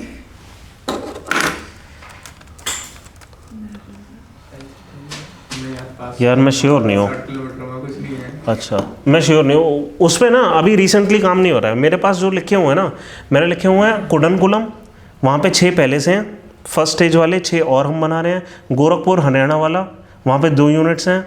काकरापारा 3 यूनिट हैं पहले से ही, 2 और कैनेडियन टेक्नोलॉजी से हम बना रहे हैं। हाँ जी, हाँ रावत भाटा है, वहाँ पे 6 यूनिट पहले से हैं, 2 और बना रहे हैं। फिर एक जैतपुर है, वहाँ पे 6 यूनिट फ्रांस की मदद से बन रहे हैं। तारापुर मुंबई में। फिर एक कायगा है, उसमें 4 कर्नाटक में बन रहे हैं, और फेज़ 3 में 2 और बनाएंगे हम। मतलब इस तरीके से हम क्या कर रहे हैं कि हम जो फर्स्ट स्टेज के हैं, कनाडा, फ्रांस, रशिया, इन सब की मदद से बस बनाते ही जा रहे हैं हम, ठीक है। हम क्यों बना रहे हैं, हमने कहा यार ये न्यूक्लियर एनर्जी का वेस्ट हमें देंगे नहीं देंगे पता नहीं, हम ये बना लेते हैं। क्यों नहीं दे रहे ये कंट्रीज वेस्ट, क्योंकि वो स्टॉक पाइल के अंदर प्लूटोनियम है, ठीक है, हम बम ना बना दें। याद है हमने वो मिसाइल कंट्रोल टेक्नोलॉजी रिजीम्स में साइन करा था, वासेनार अरेंजमेंट वगैरह सुना, 4 MTCR सुना, MTCR है missile technology control regime, 4 agreement है इसमें। नॉन प्रोलिफरेशन ट्रीटी है, एक NPT सुनी होगी कि किसी को वो नहीं दे सकते, ऐसे एक वासेनार अरेंजमेंट है ना, ऐसे 3-4 ट्रीटीज़ हैं। अब क्या कि इंडिया चारों का हिस्सा हो चुका है। अब हमने एक चीज़ जो बहुत अच्छी करी है, हमने ये 2003 से स्टार्ट करा था कि हम धीरे धीरे इसका हिस्सा हो जाएं। एक 2008 में मनमोहन सिंह के अंडर 1-2-3 एग्रीमेंट हुआ था USA के साथ, कि हम सिविल न्यूक्लियर एग्रीमेंट कहते हैं, India US civil nuclear agreement, कि हम सिविल उसके लिए वहाँ से न्यूक्लियर वेस्ट नहीं, एक्चुअली हम फ्यूल को ख़रीद सकते हैं, ठीक है, यूरेनियम को हम खरीद सकते हैं। तो ये क्यों करा था, मेनली उन्होंने ये कहा था, हमारे ऊपर एक कंडीशन थी उस समय, BJP ने बहुत अपोज करा था इसका, लेकिन लॉन्ग टर्म में ये अच्छा ही हुआ है। क्या कि उनका ये कहना था कि हमारे जितने भी, जहाँ पे भी वो फ्यूल यूज़ होगा, वो चेक करेंगे उन पावर प्लांट्स को कि ये फ्यूल कहाँ जा रहा है, ठीक है। तो BJP ने ये कहा था कि हमारी सॉवरेनिटी आप दे रहे हो, ठीक है। जो लेफ्ट पार्टीज थी उन्होंने छोड़ने को मना कर दिया था, किसी तरीके से सरकार बची थी, शायद ममता बनर्जी लास्ट में आ गई थी कि ठीक है हम सपोर्ट कर रहे हैं, लेफ्ट छोड़ के चला गया था सपोर्ट, ठीक है। वो सरकार ही गिर जाती, हो सकता है वो एग्रीमेंट नहीं होता, बट UP2 वाली हम किसी तरीके से वो एग्रीमेंट हो गया। और इस पॉइंट ऑफ टाइम पे उसकी फ़ायदा ये हुआ कि जो हमारा ट्रैक रिकॉर्ड है वो नोटिस होना शुरू हो गया। फिर हम सारी मिसाइल टेक्नोलॉजी कंट्रोल रिजीम में आ गए। अब हमारे लिए हम उस यूनिक पॉइंट पे आ गए हैं कि हम सिर्फ न्यूक्लियर फ्यूल नहीं, हम न्यूक्लियर वेस्ट भी इंपोर्ट कर सकते हैं। थ्योरेटिकली तो पॉसिबल है। अब ये हमारे ऊपर हम कितना अच्छा यूज़ कर रहे हैं अपनी IR को, जो भी है, जब जैसे भी है, हम कैसा यूज़ कर रहे हैं कि किसी तरीके से इसको इंपोर्ट करें। और फिर हमें सेकंड स्टेज के रिएक्टर बनाने हैं खूब ज़्यादा। फर्स्ट स्टेज के हम बहुत बना रहे हैं हमारा, क्योंकि तो हमें अपना खुद का भी सबसे बढ़िया सस्टेन्ड, हमें प्रॉब्लम क्या है, सस्टेन्ड सप्लाई चाहिए। सस्टेन्ड सप्लाई हमें तब तक नहीं मिलेगी जब तक हमारा खुद का मटेरियल नहीं होगा, है ना। हम एडिशनल वहाँ से ले सकते हैं, बट हमें इसकी स्टॉक पाइलिंग खुद भी करनी पड़ेगी। तो हम ये करना शुरू कर रहे हैं। और अच्छी बात क्या है, हमने एक बना लिया है ये प्लांट, सेकेंड स्टेज कलपक्कम में 500 मेगावाट का first indigenously built second stage में। यस, छोटा ही हुआ, बट हमें कोई मतलब नहीं उससे। हमें क्या चाहिए, हमें तो प्लूटोनियम चाहिए, क्योंकि हम 30 साल बाद की सोच रहे हैं, स्टार्टिंग हो चुकी है। हमारा प्लान बाकी कंट्रीज को पता होगा। नहीं, ये प्लान ओपन है। ये 1950s और 60s में क्लियर था, यूएस के सामने भी था। उनको भी पता था कि ये वाले जो रिएक्टर्स हैं ये प्रॉब्लमेटिक हो सकते हैं, यूरेनियम वाले। इनका सेफ्टी रिकॉर्ड अच्छा नहीं होगा, क्योंकि हम क्या कर रहे हैं, हम एक ऐसी चीज़ को मॉडरेटर की तरह यूज़ कर रहे हैं जो कि अनस्टेबल हो सकती है। किसको, स्टीम को प्रेशराइज करके फट गई किसी तरीके से, मतलब लीकेज हो गई सिस्टम में, क्या होगा, ये रनअवे रिएक्शन हो जाएगा, है ना। जब ये चीज़ स्टेबल है, और फिर अभी हम थ्योरियम वाले देखेंगे, ये स्टेबल है, हम ये क्यों नहीं यूज़ कर रहे, समझ रहे हो।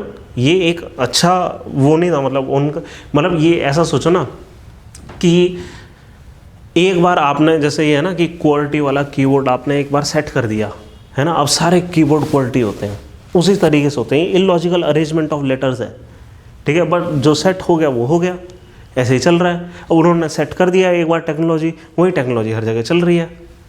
चलनी क्या चाहिए थी एक्चुअली, ये चलना चाहिए था कि थ्योरम बेस्ड शुरुआत से ही होता। वो हमें मतलब खुद से ही मतलब देना रही उनको प्लूटोनियम और थोरियम को, क्या क्योंकि हमारी ऑयल डिपेंडेंस बनी रहे उनके ऊपर। शायद जो भी, मतलब कह नहीं सकते ऐसा क्यों करा उन्होंने, ठीक है। वहाँ के खुद के साइंटिस्ट ने बोला था थ्योरम बेस्ड पावर पे जाओ, 1950-60s में। उन्होंने नहीं करा ऐसा, ठीक है। चलो हम एडवांटेज लिख रहे थे ना, और क्या लिखा है लास्ट एडवांटेज, हाँ, क्योंकि स्मॉलर कोर हमें चाहिए, ठीक है।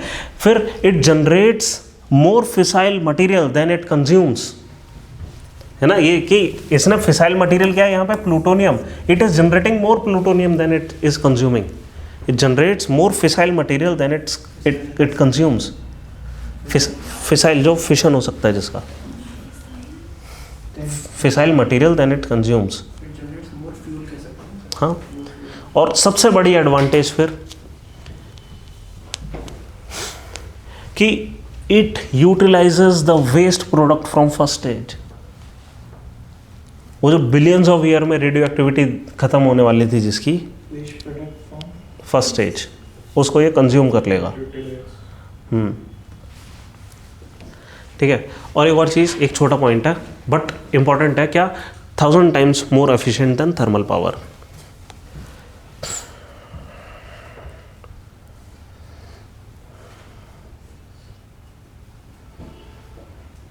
जरा उतनी ही जगह पे हम लैंड एफिशिएंसी की बात कर रहे हैं, सेम पावर जनरेट करने के लिए थर्मल पावर कितना एरिया यूज़ करता, बहुत एरिया यूज़ करता, ठीक है। प्लस माइनिंग वगैरह करनी पड़ती है हमें, यहाँ कुछ नहीं करना। किसी का वेस्ट इंपोर्ट करना है, वो भी हमें थैंक यू बोलेगा एडिशनली, ठीक है, और उसको यूज़ करके हम ये बना लेंगे, ठीक है। फिर लास्ट स्टेज लिखो रिएक्शन का हमारा, कि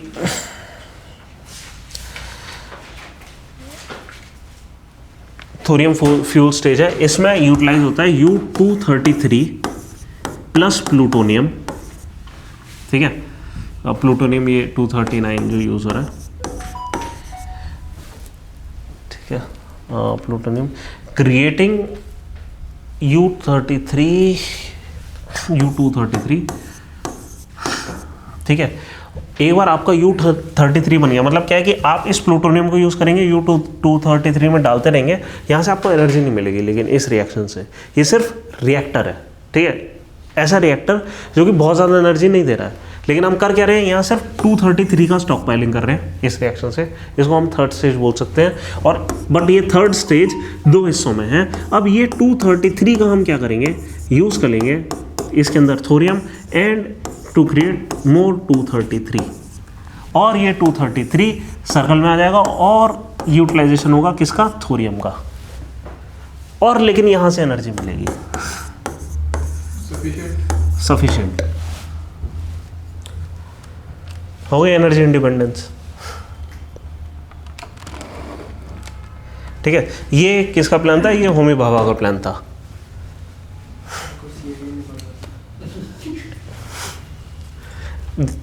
ये प्लान था, ये तब से लेकर अब तक प्लान है। ये प्लान हम कभी भी कर सकते थे, कोई डिफिकल्ट रिएक्शंस नहीं है, सारी चीज़ें इन्वेस्टमेंट की बात है। ऑफिशियल स्टेटमेंट था कि ठीक है, तो बस यही चीज़ है। एक सेकेंड। कि जो हम फर्स्ट स्टेज के रिएक्टर बना रहे हैं उनको ही सेकंड की तरह यूज कर सकते हैं क्या उनमें ही अगर प्लूटोनियम यूज करके सेकंड वाला रिएक्शन नहीं चला सकते हैं मॉडिफाई करके। उनको नहीं, मॉडिफाई नहीं हो सकता। क्यों, वो बहुत बड़े रिएक्टर हैं, उसमें मॉडरेटर्स की भी जगह बनी हुई है। तो उसमें हम प्लूटोनियम नहीं, चला सकते आप एफिशिएंट नहीं होगा, हमें एफिशिएंट भी तो चाहिए, वो उसके लिए अलग से ही डिज़ाइन करना पड़ेगा। ठीक है, चलो यहाँ पे जो रिएक्शन होती है ना, इन टाइप के रिएक्टर्स को हम कहते हैं advance heavy water reactors. Advance heavy water reactors, ठीक है, AHWR। हाँ, advance heavy water reactor. Moderator की जरूरत हाँ, ज़रूरत पड़ेगी, ठीक है, लेकिन उतना नहीं पड़ेगी। लेकिन और ऐसी बात क्या है कि इसकी जो वो है हाफ लाइफ, इसकी हाफ लाइफ बहुत कम है। एक बार चेक करना, हाफ लाइफ ऑफ U-233। क्योंकि यहाँ पे यूरेनियम वापस आ गया यूरेनियम तो आ गया, but it is much less reactive, it is more stable version of uranium इसीलिए मॉडरेटर की जरूरत है ना, यूरेनियम का यूज कर शायद। हाँ, यूरेनियम 233 की लाइफ तो बहुत है, 1 लाख 60 लाख साल, बिलियंस ऑफ ईयर नहीं है, तो नोटिस करा, billions of year, billions of year नहीं है। 1 लाख हम कम कर सकते हैं उसको, हैं? उसकी हाफ लाइफ को कम कर सकते हैं। हाँ, तो हम कर कह रहे हैं 235 वो उसकी बिलियंस ऑफ ईयर थी, वहाँ से उठाकर हम कहाँ पर ले आए। ये जो फाइनल वेस्ट है इसकी 1.5 लाख साल है, लेकिन 1.5 लाख साल कितनी होती है, जितने ह्यूमंस पुराने हैं। ठीक है, तो ये बहुत ज़्यादा है फिर भी। ठीक है, बहुत अच्छा होगा अगर इसके बाद भी हम कोई रिएक्शन कर पाएँ और इतना स्टेबल प्रोडक्ट इवेंचुअली बना दें। इनफैक्ट एक्चुअली हम कर सकते हैं, ये फाइनल प्रोडक्ट जो लास्ट में आता है ना, इसके भी रिएक्शंस का अगर हम किसी तरह एक्सेलरेट कर पाएँ, बड़ा मज़ेदार हो जाएगा। यहाँ से निकलता है थेलियम, ठीक है, फाइनली जो हमें निकलता है ना वो थेलियम मिलता है। सेकंड वाले की हाफ लाइफ तो और है ना, 24,000 साल। किसकी, प्लूटोनियम की? 39 की। ओह नाइस, पर ठीक है ना, हमें तो यूटिलाइजेशन करना है, चलो सर, हमारा काम होना चाहिए। हमारा काम होना चाहिए।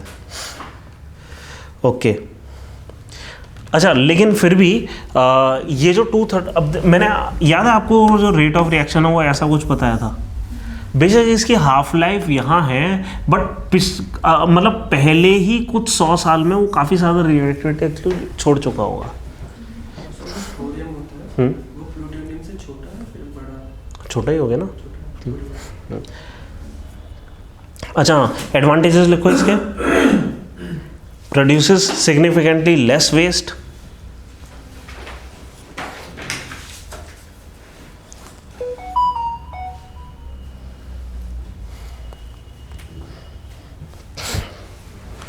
significantly less waste, is highly toxic for only 300-400 years,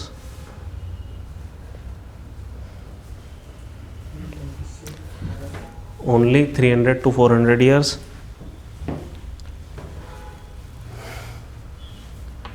ठीक है। फिर much cheaper and we have abundant quantities,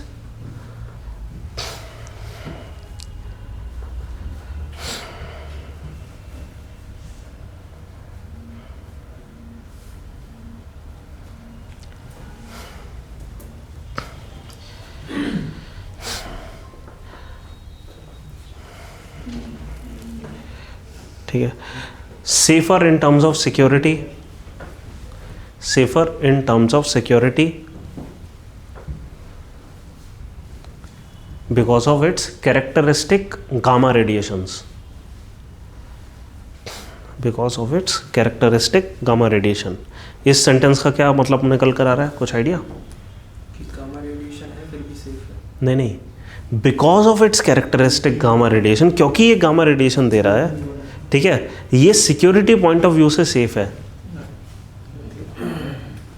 क्योंकि हम गामा रेस से इसको डिटेक्ट कर सकते हैं कि ये थोरियम है, ठीक है, हम न्यूक्लियर वेस्ट को भी डिटेक्ट कर सकते हैं कि यूरेनियम है।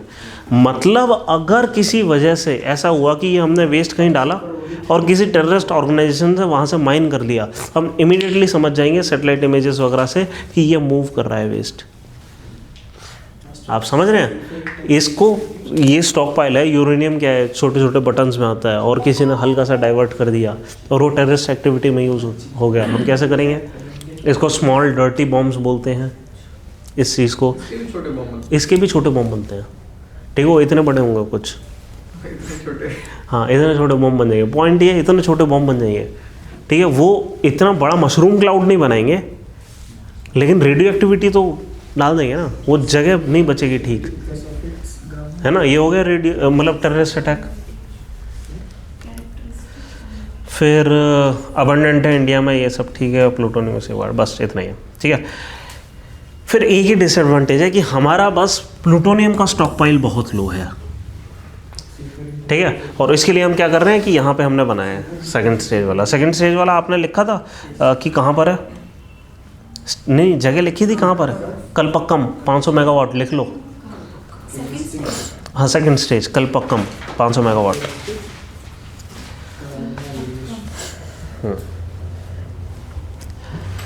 हमारी फ़िलहाल की जो वो है प्लूटोनियम का स्टॉक पाइल है, ठीक है, वो कितना है कि हम ये मतलब ये रिएक्टर पर आ पाएँ, और जिस रेट से हम ये बना रहे हैं प्लूटोनियम, उस रेट से हम अर्लीस्ट डेट जब हम इतना क्रिएट कर लेंगे ये स्टॉक पाइल, वो होगा 2040, ठीक है, ये अर्लीस्ट डेट है। असलियत तो ये होनी चाहिए फ़िलहाल हमें इमीडिएटली थर्ड स्टेज का पावर प्लांट बनाना शुरू कर देना चाहिए। ये बिना सोचे कि इसका फ्यूल कहाँ से आएगा, बनाना शुरू करें। इस पॉइंट ऑफ टाइम तक हो सकता है कुछ तो यहाँ से जनरेट हो जाए, और कुछ हम साथ के साथ इंटरनेशनल रिलेशंस का यूज़ करें, हम जापान से उठाना शुरू करें। जापान सबसे बढ़िया कैंडिडेट है, वैसे तो जर्मनी फ्रांस वगैरह भी हैं, क्योंकि ये लोग भी अपने अंडरग्राउंड माइंस में स्टोर कर रहे हैं अपना पुराना जितना भी फ्यूल है। ये तो वॉर में ज़्यादा रहते हैं, ये वाला बेल्ट और एरिया वॉर में ज़्यादा रहता है, जो भी रहता है। मतलब हम एक बार ये बना लें, एक बार ये बन गया, उसके बाद तो ये प्लूटोनियम स्टॉक पाइल हमारा ठीक है यूटिलाइज हो जाएगा, हम वहाँ से कुछ कुछ लेते रहेंगे, है ना। तो कहने का मतलब है इमीडिएटली क्या ज़रूरत है, इस पर डबल डाउन कर दें हम इन्वेस्टमेंट की, और इसकी इन्वेस्टमेंट अब स्टार्ट कर दें। अभी हमारे पास इसका रिएक्टर नहीं है, तब तक फ्यूल आना शुरू हो जाएगा, है ना, और साथ में एग्रेसिवली हम मतलब करना शुरू कर दें अपना। तो बस इतना ही है। ये तो हो गया क्या, फिशन पावर। कितने प्लांट चाहिए अगर हमको एनर्जी इंडिपेंडेंस चाहिए? आप ये देख लो कि हमारा अभी कितना यूटिलाइजेशन है, 350-400 गीगावाट है, ठीक है, और जो हमारे टोटल इंस्टॉल्ड कैपेसिटी है, हमारे पास 22 न्यूक्लियर रिएक्टर है, ठीक है, और जो टोटल इंस्टॉल्ड कैपेसिटी फ़िलहाल है वो 7 गीगावाट है। और ये जो नए प्लांट्स बन रहे हैं, जैसे कुडानकुलम वगैरह में 6 1 गीगावाट वाले बन रहे हैं, तो 6 गीगावाट ये मिल जाएगा एडिशनल। फिर काकरापारा में 2 बन रहे हैं 700 के, जैतपुर में 1650 मेगावाट, और टोटल ये ठीक है। तो मतलब हमारे पास आई थिंक 20 गीगावाट और एक्स्ट्रा मिलने वाला है, पर वो भी हमारे टोटल इसका कितना होगा, 5% कुछ होगा टोटल एनर्जी प्रोडक्शन का, है ना। आई थिंक ये मतलब 10-20% के आसपास तो होना चाहिए, है ना। बट प्रॉब्लम क्या है, आपने इतने सारे पावर प्लांट में इन्वेस्ट कर दिया और किसी वजह से सप्लाई रुक गई यूरेनियम की, फिर क्या करेंगे? एक बहुत मतलब एनर्जी इंडिपेंडेंट, वहाँ जो कोल की पावर है या डीजल की पावर है, वहाँ तो फिर भी अच्छा इंजन बनाना। एक बार ये रुक गया तो हमारा इन्वेस्टमेंट बहुत बड़ा रुक गया, मतलब आप समझ रहे हो, एक बहुत बड़ी प्रॉब्लम है। हमें चाहिए प्लूटोनियम, हाँ डिसएडवांटेज है फिर, है ना। मतलब फर्स्ट स्टेज में बहुत ज़्यादा इन्वेस्ट हम कर नहीं सकते, और उसमें इन्वेस्ट नहीं करा तो ये नहीं मिलेगा, ये नहीं मिला तो ये नहीं चलेगा, फाइनल एनर्जी इंडिपेंडेंस। तो हमारे लिए बेस्ट तो ऑप्शन ही ये है कि हम वेस्ट प्रोडक्ट को इंपोर्ट करना शुरू करें। कि हम क्या करें कि इन कंट्रीज़ की, यूरोपियन कंट्रीज़ की डिपेंडेंस अपने ऊपर बना दें, कि उनसे कहते हैं अब तुम इन्वेस्ट करना बंद कर दो अपने वेस्ट के लिए माइंस को बनाने में, है ना। और ये सारा फ्यूल जो है वो हम ले लेंगे। एक बार उन्होंने वहाँ पे मतलब इन्वेस्टमेंट बंद कर दिया, उसके बाद वो हमारे ऊपर डिपेंडेंट हो जाएंगे। आप समझ रहे हो, हमें क्या चाहिए, हमें सस्टेन डिपेंडेंस चाहिए कि उनकी हमारे ऊपर हो जाए। क्योंकि अगर उन्होंने हमें नहीं दिया तो उनके लिए प्रॉब्लम हो, हमारे लिए ना हो। आप समझ रहे हो, हमें इस लेवल की इकोनॉमी चाहिए। तो ज़्यादा बेटर क्या है, बेटर यही है कि हम यहाँ वेस्ट प्लांट को यूटिलाइज करें, वेस्ट प्रोडक्ट को यूटिलाइज करें, है ना, तब हम यहाँ पे इंडिपेंडेंस पाएंगे। ठीक है, चलो प्रोटोटाइप फास्ट ब्रीडर रिएक्टर ये हो गया। ठीक है, अब फ्यूजन एनर्जी पर आओ, कोशिश करते हैं जल्दी से फ्यूजन एनर्जी कर लेते हैं, आज का हमारा काम हो जाए।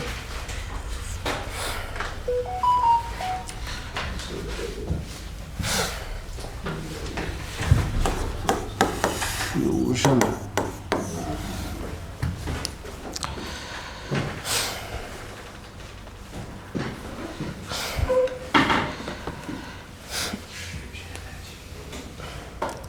होता क्या है कि इसको लिखो कि nucleus of hydrogen atom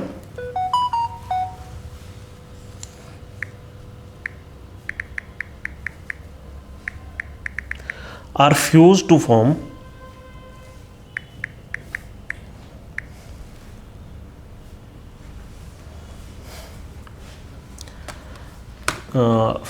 helium and other heavier nuclei.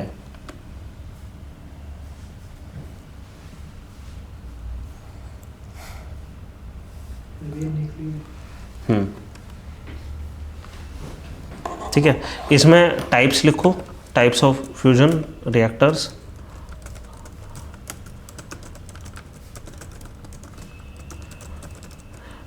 Tokamak एक है, टोकामैक। दूसरा इनर्शियल कन्फाइनमेंट, टोकामैक अभी बताऊंगा।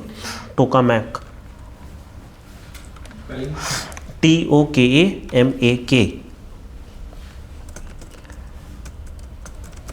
TOKAMAK, tokamak. फिर इनर्शियल कन्फाइनमेंट, हाँ इनर्शियल, हाँ।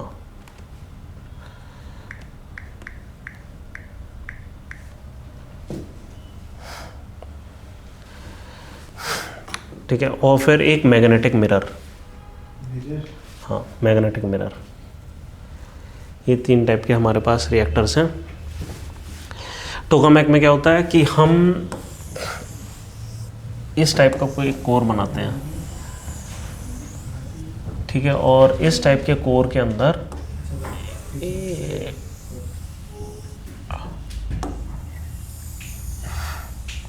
इस टाइप का कुछ करते हैं। ये कंक्रीट वॉल्स हैं चारों तरफ, ये कंक्रीट वॉल्स है। ये सेंट्रल मैग्नेटिक चेम्बर है उसके अंदर, ठीक है। इसके अराउंड जो प्लाज्मा है वो इस तरीके से चलाते हैं। प्लाज्मा मतलब बहुत हाई एनर्जी। अब देखो फ्यूजन एनर्जी का मतलब क्या है, सबसे पहले समझो कि सन के अंदर क्या हो रहा है। सन के अंदर जो सेंटर है वहाँ पे millions of degree Celsius temperature है, ठीक है। यहाँ पे स्टेट ऑफ मैटर कौन सी एग्जिस्ट करेगी, गैस वैस कुछ नहीं है, ठीक है। इनफैक्ट उसके जो सरफेस है वहाँ पे भी प्लाज्मा है, ठीक है, उसको कहते हैं फोटोस्फीयर। प्लाज्मा से भी ऊपर कोई मैटर करती है, हाँ मतलब कुछ और होता हो, है ना। इतनी हाई प्रेशर में, इतने हाई एनर्जी में कोई ऐसा डिफ़िकल्ट काम नहीं है कि चीज़ें फ्यूज़ हो जाए, है ना। ये एक न्यूक्लियर फर्नेस है जहाँ पे नए एलिमेंट्स बनते रहते हैं, ठीक है। तो यहाँ पे क्या है कि नए एलिमेंट्स बन रहे हैं। अब हमें वो टेम्परेचर चाहिए, वो प्रेशर चाहिए। हम प्रेशर नहीं लगाते, हम क्या करते हैं, टेम्परेचर हाई क्रिएट करते हैं और इस प्लाज्मा को हम इस टाइप के मैग्नेटिक चैम्बर में घुमाते हैं हाई स्पीड से, और हम कोशिश करते हैं ये टकराए, ठीक है, और उससे फ्यूजन मिले। उससे होगा क्या कि ये गर्म होगा, ठीक है। फिर हम किसी तरीके से इससे एनर्जी निकालेंगे और फिर उससे वही बॉइलिंग वाटर करेंगे और फिर इलेक्ट्रिसिटी जनरेट करेंगे, ठीक है। पानी उबालना है हमें किसी तरीके से, और हम कोशिश कर रहे हैं कि सन को कंटेन करें और इससे हम पानी उबालें, ठीक है। क्योंकि हम सीधे सन से पानी नहीं उबाल पा रहे। वैसे हम उबाल सकते हैं पानी सन से, सोलर कुकर कहते हैं उस चीज़ को, ठीक है। मतलब इसलिए कई सारे लोग, कई सारे एनवायरमेंटलिस्ट पता है क्या कहते हैं, इसलिए सन बनाने की कोशिश कर रहे हो, इतना बड़ा पहले से दिया हुआ है वो चाइना में मॉक कर रहे हैं। आर्टिफिशियल सन पे ना, ठीक है, उसने भी तो वो एडवांस टोकामैक बनाया, ठीक है। तो ये है टोकामैक टाइप का रिएक्टर, ठीक है। टोकामैक के बारे में थोड़ा बहुत लिखो। It uses magnetic fields, Chinese नाम लग रहा नहीं चाइनीज नहीं, एक्चुअली जापानीज है। चलो, magnetic fields to confine plasma,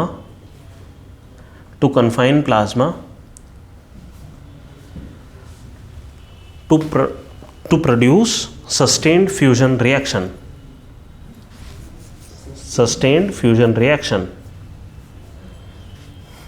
ठीक है। यहाँ पे दो टोकामैक बहुत इंपॉर्टेंट है। सबसे इंपॉर्टेंट टोकामैक है दुनिया का सबसे बड़ा टोकामैक, जिसको हम कहते हैं ITER। इंडिया का इसमें कंट्रीब्यूशन है, international thermonuclear energy reactor, ITER।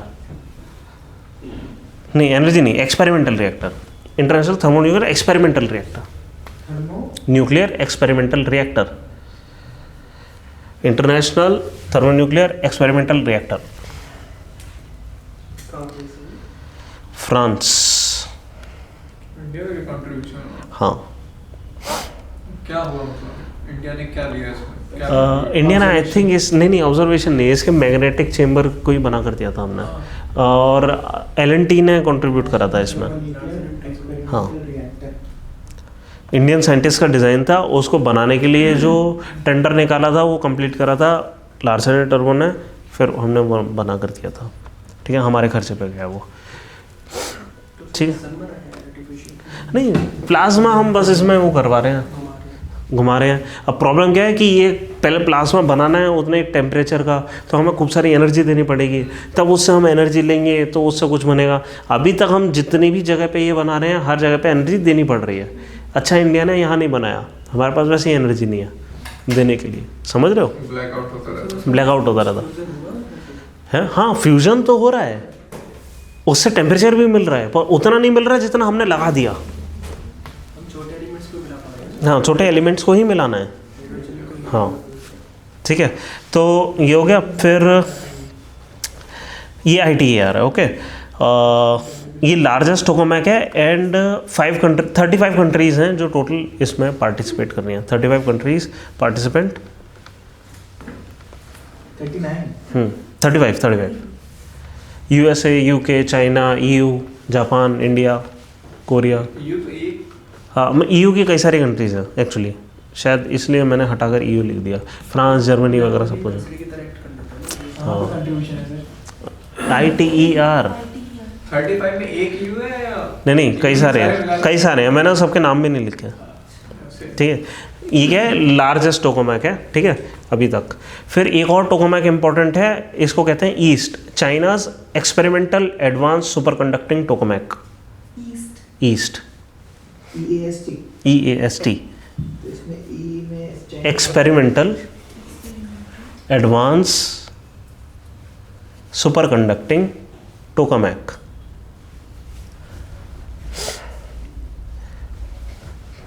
ठीक है, produces a temperature of 70 million degrees. S तो है ही नहीं, EAST है सुपर कंडक्टिंग टोकामैक। हाँ हाँ, चाइना 70 मिलियन डिग्रीज, हाँ 70 मिलियन डिग्री सेल्सियस,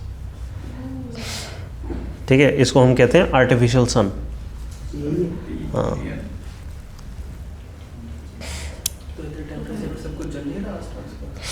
वही तो हमें कन्फाइन करना है इसको मैग्नेटिक फील्ड में। मतलब हमें यहाँ पे लार्ज मैग्नेट्स लगाने की, प्लाज्मा कभी किसी चीज़ को टच ही ना करे। हाँ, हम इसको प्लाज्मा को किसी चीज़ में कंटेनर में नहीं रख रहे, हम मैग्नेटिक फील्ड में कन्फाइन कर रहे हैं उसको। नहीं, हीट जाएगी, और हीट हमें चाहिए, और हीट हम यहाँ पे मतलब कंडक्टिंग मटेरियल लेकर उस हीट को डाइवर्ट कर लेंगे।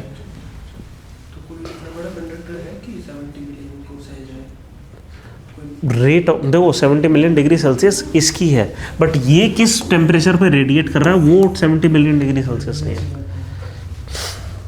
ठीक है, तो इंडिया ने इसमें क्या दिया है, ITER में वो जो दिया था ना, मैं वो बताता हूँ, उसमें ITER में हमने क्रायोस्टैट दिया है। क्रायोस्टैट 3800 टन्स का क्रायोस्टैट, 3800 टन्स का क्रायोस्टैट। ये बहुत बड़ा है एक्चुअली। ये जो बिल्डिंग है ना 20 माले की बिल्डिंग है, जितना बड़ा हम टोकोमैक बना रहे हैं। Cryo CRYOT cryostat STAT, static temperature maintain करने के लिए। वो तो नहीं है जो 11th की बुक के पीछे आता है। एग्जैक्टली वही है, वो ITER है। फिजिक्स की किताब के पीछे जो आता था ना, ये बड़ा सा, उसमें एक इंसान दिखाया है इतना। हाँ, इतना सा छोटा सा इंसान दिखाया, ठीक है। वो तब किताबों में दिखाया है, लेकिन हमें किसी को पता नहीं है कि वो है क्या। वो ITER है,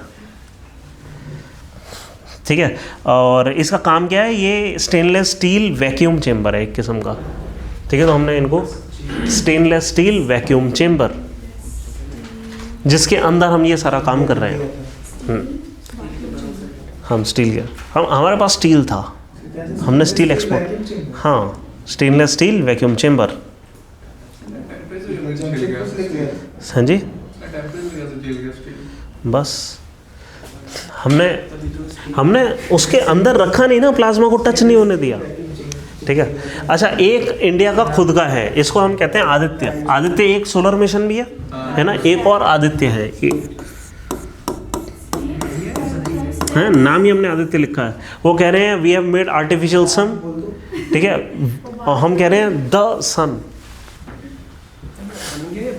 नहीं, ये हमारा मतलब छोटा टोकोमैक है, ठीक है। इसमें बहुत ज़्यादा एनर्जी देनी पड़ती है, हम 100% श्योर नहीं कभी हमें एनर्जी नहीं देगा। हमने इतना छोटा बनाया है, बस हम फ्यूजन डेमोन्स्ट्रेट करने के लिए है बस, ठीक है। तो लिखो, India's first indigenously designed build tokamak,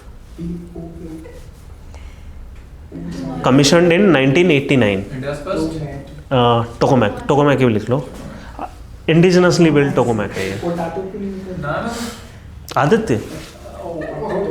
Aditya नाम है, ठीक है। 1989 में कमीशन हुआ, 1989। सर काम चल रहा है। हाँ, ये सिर्फ एक्सपेरिमेंट है हमारा, तब से बना हुआ है। हम सिर्फ इस पर एक्सपेरिमेंट करते हैं, फ्यूजन डेमोन्स्ट्रेट करते हैं बस।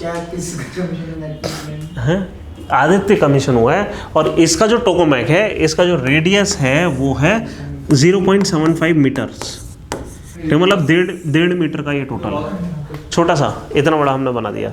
ये इंटरनल चेम्बर है, एक्सटर्नल चेम्बर थोड़ा और बड़ा होगा, ठीक है। फिर भी ये रिएक्टर एक रूम जितना फिर भी दिखाई देगा आपको। पोटेंशियल दर्शाना चाह रहे हैं। हाँ कि हमें एटलीस्ट थ्योरी पता है, इससे कम से कम हम डेटा जनरेट कर सकते हैं, कभी बड़ा बनाना हो तो, है ना। बस इतना ही करा था। 89 में हमने डेटा जनरेट कर लिया, तब से अब ये कॉलेज के अंदर होना चाहिए। अब किसी को बनवाना हो तो हमें कांटेक्ट कर सकते हैं अपने देश टेंडर अब टेंडर ले सकते हैं। हाँ, बट एटलीस्ट क्या है कि हमने ये वाली टेक्नोलॉजी तो करी है ना यार, इसका कन्फाइनमेंट चेम्बर बनाया हमने। खाने के लिए हमारे पास ये है, बनवाना है तो ये हम तुम्हारे वहाँ बना देंगे। हाँ, ठीक है। ये है हमारा मेजर रेडियस, ठीक है। जो माइनर रेडियस है, माइनर रेडियस इसको कहते हैं, वो हमारा 0.25 मीटर है, बस इतना ही है, 25 सेंटीमीटर छोटा सा, बस इतना ही है।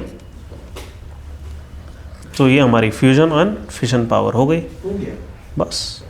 आदित्य में कुछ इतना ही लिखना है, बस और क्या है, इतना छोटा सा रिएक्टर है, आपको काम से फ्यूजन का तुम उसे यूँ गले लग सकते हो, इतना सा रिएक्टर है। रेडिएशन में छोड़ रहा हूँ। हाँ, बस रेडिएशन से बच के रहना, बस, और ज़्यादा कुछ नहीं है। इसके अलावा एक दो और हैं, इतना इंपॉर्टेंट नहीं है। जैसे एक joint European taurus, TORUS taurus, ये रिएक्टर है, ठीक है। बस ये हो गया। इसके अलावा मैंने आपको एक दो रिएक्टर और लिखवाए थे ना। हाँ, इनर्शियल कन्फाइनमेंट रिएक्टर्स, इस टाइप का रिएक्टर है। अब ये तो ये टाइप का रिएक्टर हो गया। कुछ लोग कह रहे हैं कि ना हम इस टाइप का जैसे मिरर वाला जो रिएक्टर है ना, वो क्या है कि चारों तरफ हमने मिरर करा, ठीक है। और प्लाज्मा चेम्बर में प्लाज्मा बनाने का तरीका क्या है कि ये जितनी भी एनर्जी दे रहा है उसको मिरर से हम वापस डायरेक्ट करें, है ना। ये कह रहे हैं इतना टोकामेक बनाने की क्या ज़रूरत है, हम ये कर लें। इंटेंसिटी बढ़ इतना जाएगी। मतलब टेम्परेचर मेरा झेल लेगा। नहीं, हाँ मतलब यही हमें करना पड़ेगा कि इसके पीछे हमें लगातार रेडिएटर्स लगाने पड़ेंगे कि वो खुद गर्म ना हो जाए। ठीक है, एक ये हो गया। एक ऐसा ही एक इनर्शियल कन्फाइनमेंट है, वो भी सर्कुलर टाइप का ही दिखता है। ठीक है, ये 3-4 प्लान्स हैं, लेकिन जो सबसे प्रॉमिसिंग प्लान है वो है टोकामेक। ठीक है, बस इतना ही है। मेटल मिरर्स यूज कर सकते हैं। है ना भाई। नहीं, मेटल मिरर भी नहीं। हम मिरर का मतलब मिरर मत समझो। मिरर का मतलब एक साइड पॉलिश करके। पॉलिश सरफेस तो चलो ठीक है, मैं कह रहा हूँ एक और चीज़ पॉसिबल है कि खाली रिफ्लेक्टर मानो उसको। तो हम अगर फील्ड्स भी हम ले आए, है ना, तो भी वो रिफ्लेक्शन का काम कर सकते हैं। हम कुछ ऐसे सब्सटेंस ले आए जो कि वो उसी चीज़ को, एनर्जी को एब्जॉर्व करके उसी चीज़ को छोड़ दे रहे हैं, है ना। चलो, ये हमारा रिएक्शन हो गया। कल हम करते हैं कंप्यूटिंग। ठीक है, ये कंप्यूटर्स वगैरह करते हैं कल, एआई वगैरह सब कंप्लीट करेंगे। ठीक है, हाँ, स्पेस, ये कल स्पेस ही करें, पता नहीं, देखते हैं।